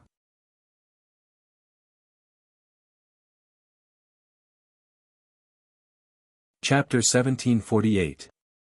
Help me find out where Wu Xianro is now. Song Yi took off Little Nine's headphones. What now? Little Nine was a little unhappy that the game was interrupted. This is Wu Xianro's phone number. Help me hack into the communication network and find out where she is, Song Yi said anxiously. He couldn't get through. Wu Xianro was a girl in this kind of weather. It was easy for something to happen to her. Song Yi rubbed his eyebrows. There were red fingerprints between his eyebrows. Many people gathered in Little Nine's room. The whole team came over. Song Yi didn't change his wet clothes. His pants were dripping with water. Little Nine's face was cold. His fingers quickly tapped on the keyboard. Ning Shu looked at the exhausted Song Yi and was speechless. The current Song Yi didn't have a flash marriage with Song Yi like in the plot. The balance was directly on Wu Xianro's side. But now, the two were boyfriend and girlfriend. They weren't married. Song Yi didn't have that much responsibility for Wu Xianro. Song Yi was now swinging back and forth between his subordinate and Wu Xianro. The buffer time was enough for Song Yi to think about his future with Wu Xianro. Ning Shu suddenly understood an evil mother-in-law's skill. If there was a chance to become an evil mother-in-law, she didn't need to use tricks to separate them. Instead, she could unite them. She would agree to her son and daughter-in-law dating, but the premise was that they couldn't get married within 2 years. When she was free, she could sponsor them to go on a trip. After the trip, there would be 5 out of 10 couples. She would complain about her boyfriend and girlfriend after the trip. She would divide a couple from the inside.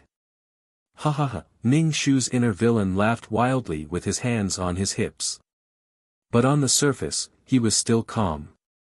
He said to Song Yi, Miss Wu should have gone somewhere to take shelter from the rain. It's raining so heavily. She can't keep running on the streets. Just thinking about it made Ning Shu want to burst out laughing. Song Yi kept holding his phone. Water dripped from his hair onto the phone screen. Song Yi kept wiping it with his hands. Ning Shu took out a piece of paper and gave it to him. Song Yi didn't take it and started to make a call. Ning Shu silently took the paper to wipe his nose. But the phone still couldn't get through. Song Yi asked Little Nine, did you find it? Wait a minute.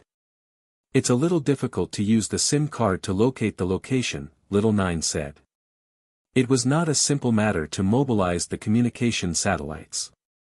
Furthermore, it was illegal to hack into such a system. It would be terrible if they were discovered. So Little Nine was taking the risk to do things for Song Yi, but Song Yi kept urging him, which made Little Nine feel very uncomfortable. Finally, he said, at the Shenhuang Hotel. Song Yi rushed out of the room and went to the restaurant. Second brother patted Little Nine's back. Boss is too anxious. Little Nine curled her lips, put on her headphones, and continued playing the game. Why don't we go and take a look? Ning Shu suggested. Yes, we are the leader's soldiers.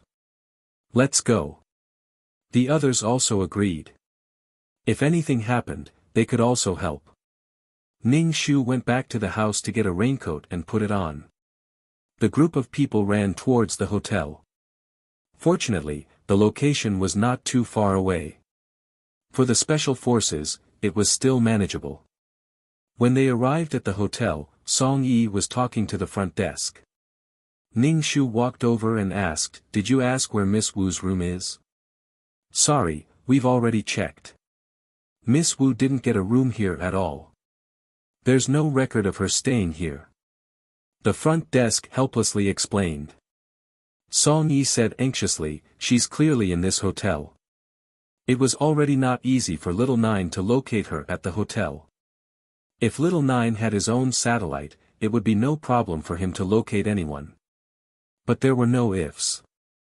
Ning Shu asked the front desk, do you remember that someone brought a girl who was completely wet? She was about 1.67, had snow-white skin, and long hair to get a room. If Wu Xianro didn't use her ID to get a room, then she was brought here by someone else. Song Yi was really confused. The front desk thought for a moment and said, there was such a person. President Su brought him here. Then what about the room number? We're from the military. That girl is our superior's daughter. Second brother took out his wallet, which contained his special forces ID. The front desk was a little surprised. He asked the hotel manager, took the key, and led the group to the room. They were staying in the presidential suite. The front desk knocked on the door a few times. Just as he was about to take the key, the door opened. The person who opened the door was a man in a bathrobe. He had an evil face and gave people a very dangerous feeling. But even though they knew it was dangerous, they couldn't help but be attracted. The man raised his eyebrows slightly. Who are you looking for? This man was like a poppy, attracting women to him like moths to a flame. Ning Shu blinked. Such a strong standard, staying in the presidential suite, and hearing from the front desk that he was a president. Could he be a passerby? Maybe he was a new candidate for the male lead. After all, Song Yi and Wu Xianro weren't married. It could be anyone. Song Yi almost exploded in anger. A man in a bathrobe looked like he had just taken a shower. Wu Xianro came to the hotel with a man. Song Yi pushed President Su aside and entered the room. He shouted, Wu Xianro, are you inside? Ning Shu and the others also entered the room. The water dripped on the carpet. Wu Xianro heard Song Yi's voice and was a little worried. She quickly put on the bathrobe, tied it up, and walked out of the bathroom. When Wu Xianro came out like this, the air suddenly became quiet. The most frightening thing was that the air suddenly became quiet. Everyone's eyes swept back and forth between the man and woman in the bathrobe. This kind of situation was too easy to misunderstand. Song Yi's expression didn't change. It's time to go back. Your father should be worried. Everyone sighed. Boss, you have a good temper. Song Yi didn't want to cause any trouble. Firstly, it was because of their identities. Secondly, it was because of Wu Xianrou's father. After all, their identities were more sensitive. If there was anything, they could talk about it in private. Even if Song Yi's heart was surging with jealousy and anger, he still held it in. Wu Xianrou felt guilty and was eager to explain, but when she saw Song Yi like this, who didn't seem to care at all, she suddenly exploded. She hugged the arm of the man next to her. I want to break up with you. This is my new boyfriend. As a domineering officer, at this time, he should have dragged Wu Xianrou home and spanked her. However, Song Yi endured it. Then he asked, is what you said true? When did this start? Ning Shu. Wu Xianrou puffed out her chest and raised her chin. Just now. We're already boyfriend and girlfriend. Everyone looked at Song Yi in unison. Song Yi's expression was really changing. It was like a color palette. All kinds of colors flashed across his face like neon lights.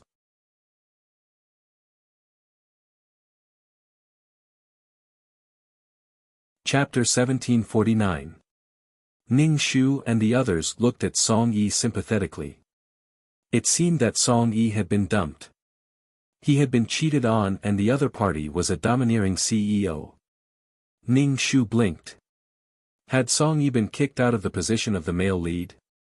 There was no flash marriage at the beginning. There had been some changes. Song Yi calmed down. Don't mess around. Your father is still waiting for you at home. Change your clothes and come back with us. I'm already an adult. What does it matter if I'm with my boyfriend? Go back and tell my father that I'm not going back tonight. Wu Xianrou hugged CEO Su's arm and deliberately provoked Song Yi. She wanted Song Yi to be jealous, to make Song Yi go crazy, to prove that Song Yi loved her. Wu Xianrou's love stopped at the superficial level.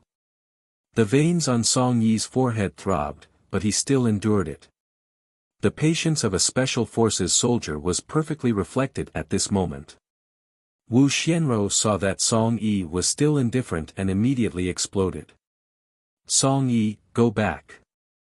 I have something to say to my boyfriend. Ning Shu frowned. This girl was really the most willful person Ning Shu had ever seen. Why would such a willful person be protected and loved like this?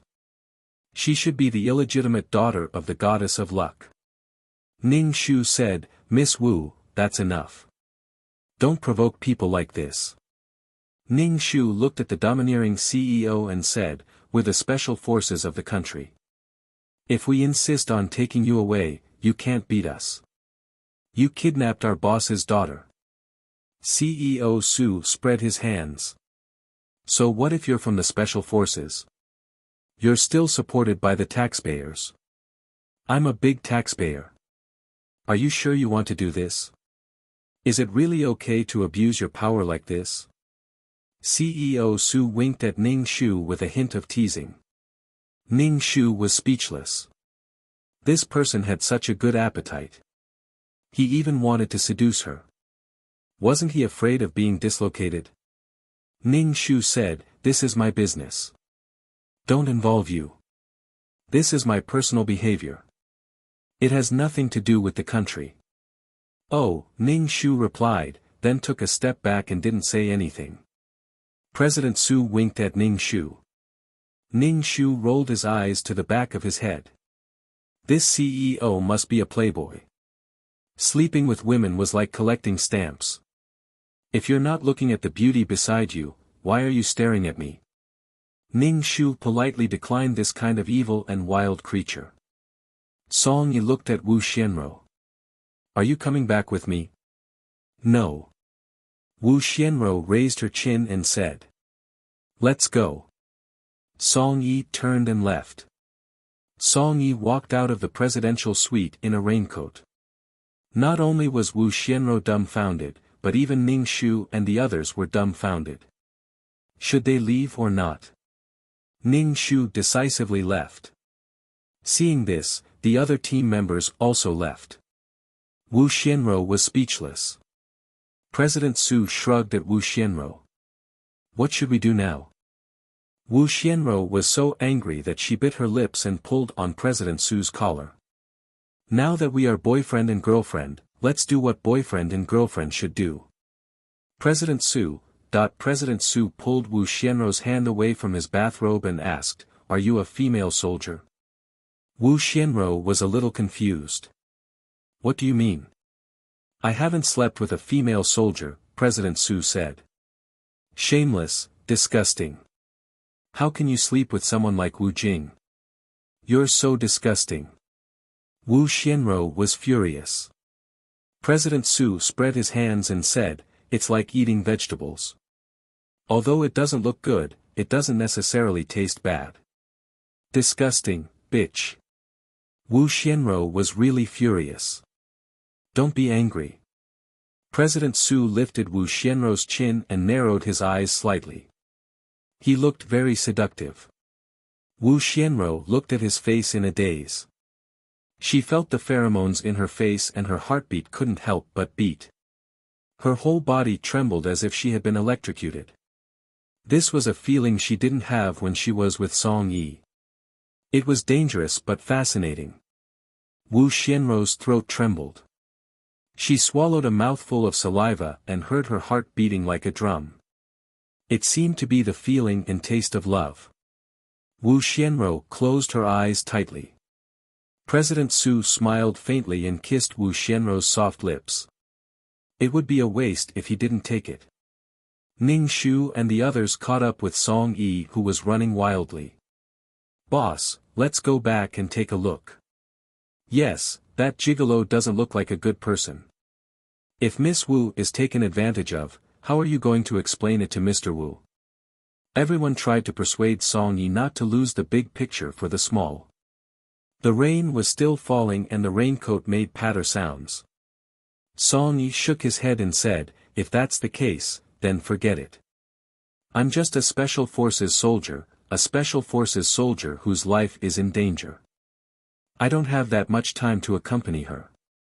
Ning Shu didn't say a word. He couldn't make a conclusion until the last moment. They were a good match. If they broke up so easily, how could it be true love? Love was stronger than gold. Ning Shu wouldn't care about Song Yi anymore. Song Yi could do whatever he wanted. He had done what he should do. It's raining heavily. Let's go back. Ning Shu took the lead and left. The others were also annoyed. It was very tiring on such a rainy day. They all went back. Ning Shu took a shower and put on dry clothes. He felt a little more comfortable and made some ginger soup. Recently, there was a deputy cadre position. Ning Shu planned to fight for it. He just didn't know if he would be rejected because he was a woman. There were many people eyeing this position. Ning Shu turned on the computer and submitted the application. He still had to fight for what he should fight for. The client had done many missions and had a rich resume. It wasn't easy to be a female special forces soldier. The client wanted to be Song Yi's subordinate forever and missed many opportunities. In the end, the client didn't get anything. Song Yi didn't lead them to move forward in the belief. The client was just an ordinary special forces soldier until his death. He couldn't even give a little more compensation to his family. After the application was completed and submitted, Ning Shu stretched and opened the drawer. There were some medals inside. After every mission, he would either give a little bonus or a medal. He wanted the horse to eat grass, especially when it was a job that involved life and death. He should be able to go up another level. Ning Shu sat cross-legged on the small bed and began to use his meager spirit energy to heal the internal injuries in his body. Otherwise, these hidden injuries would be really fucking painful when he was old. This was risking his life for work. The next day, Song Yi called the whole team over and distributed the bonus to everyone. Song Yi didn't take a single cent and gave his share to Zhu Yi's family. Ning Shu took out a stack of money from his envelope and put it on the table. This is for Zhu Yi. At that time, Zhu Yi had weighed the situation. He couldn't escape, so he gave her the hope of survival. The others also took out a stack of money and put it on the table.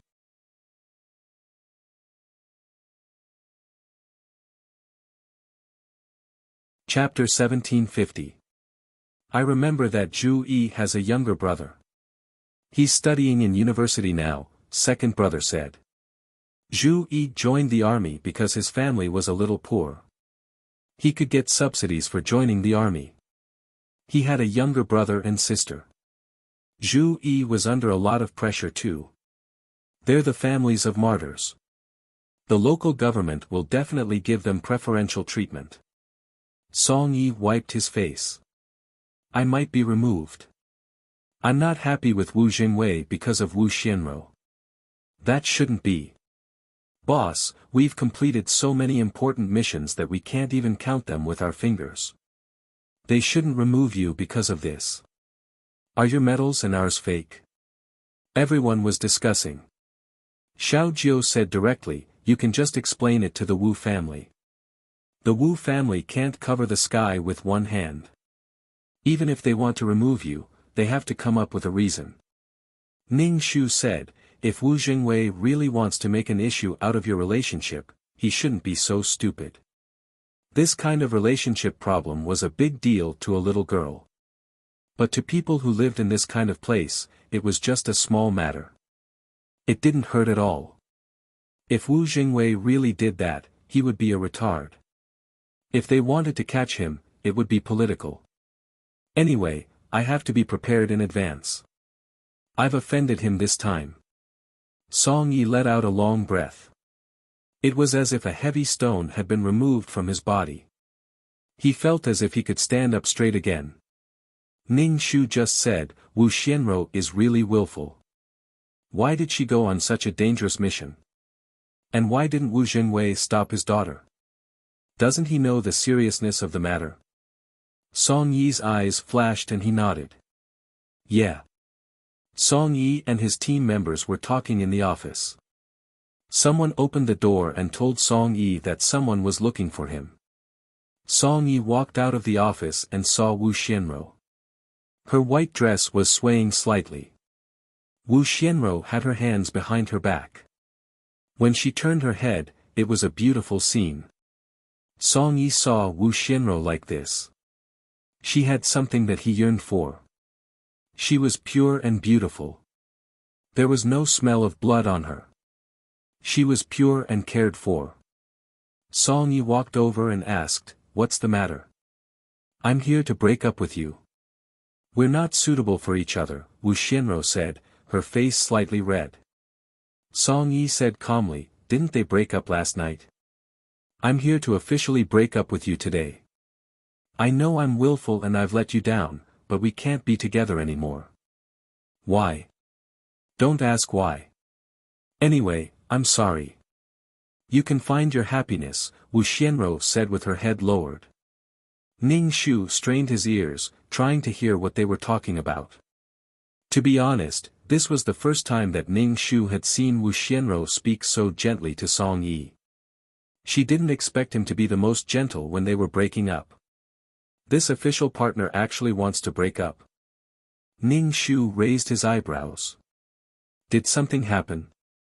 Ning Shu thought about it and released his spiritual power to check Wu Xianrou's body. Under the effect of her mental strength, Ning Shu could clearly see any abnormalities in Wu Xianrou. There were marks on Wu Xianrou's tender skin. There were bright red strawberry marks and some bruises. Ning Shu was surprised. Did Wu Xianrou really have sex with that playboy? She's really open-minded.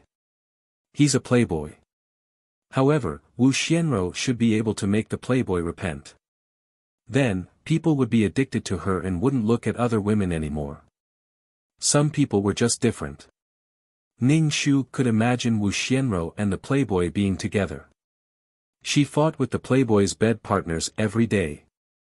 Therefore, after confirming that Song Yi didn't love Wu Xianro wholeheartedly, another person appeared. This person could love Wu Xianro.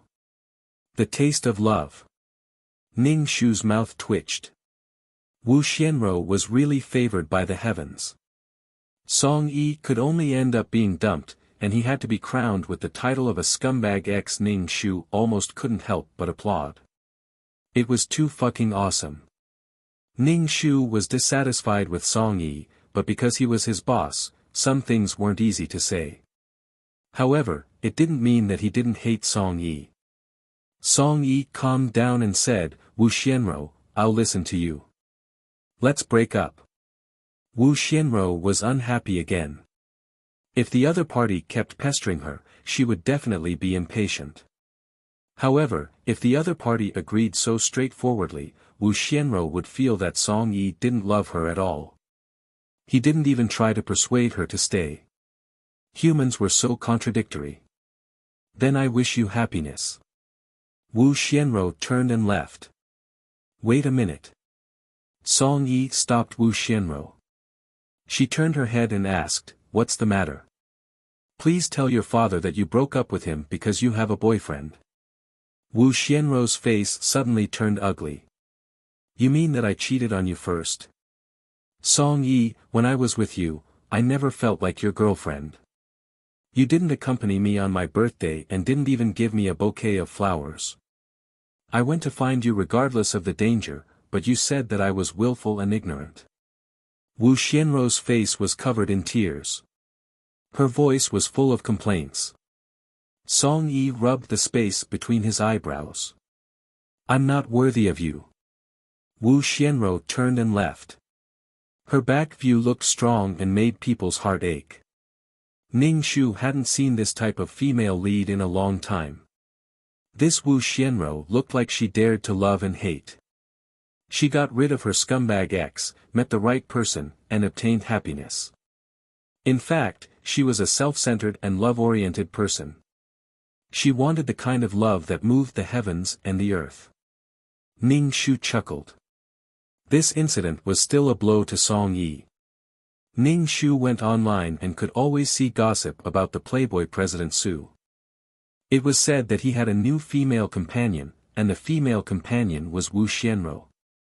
Wu Xianro was wearing a beautiful gown and holding President Su's arm. It seemed that President Su would definitely be able to give Wu Xianro an unforgettable love. However, it wasn't that easy for Wu Xianro to conquer a man who had been with countless women. She would definitely be tortured for a while.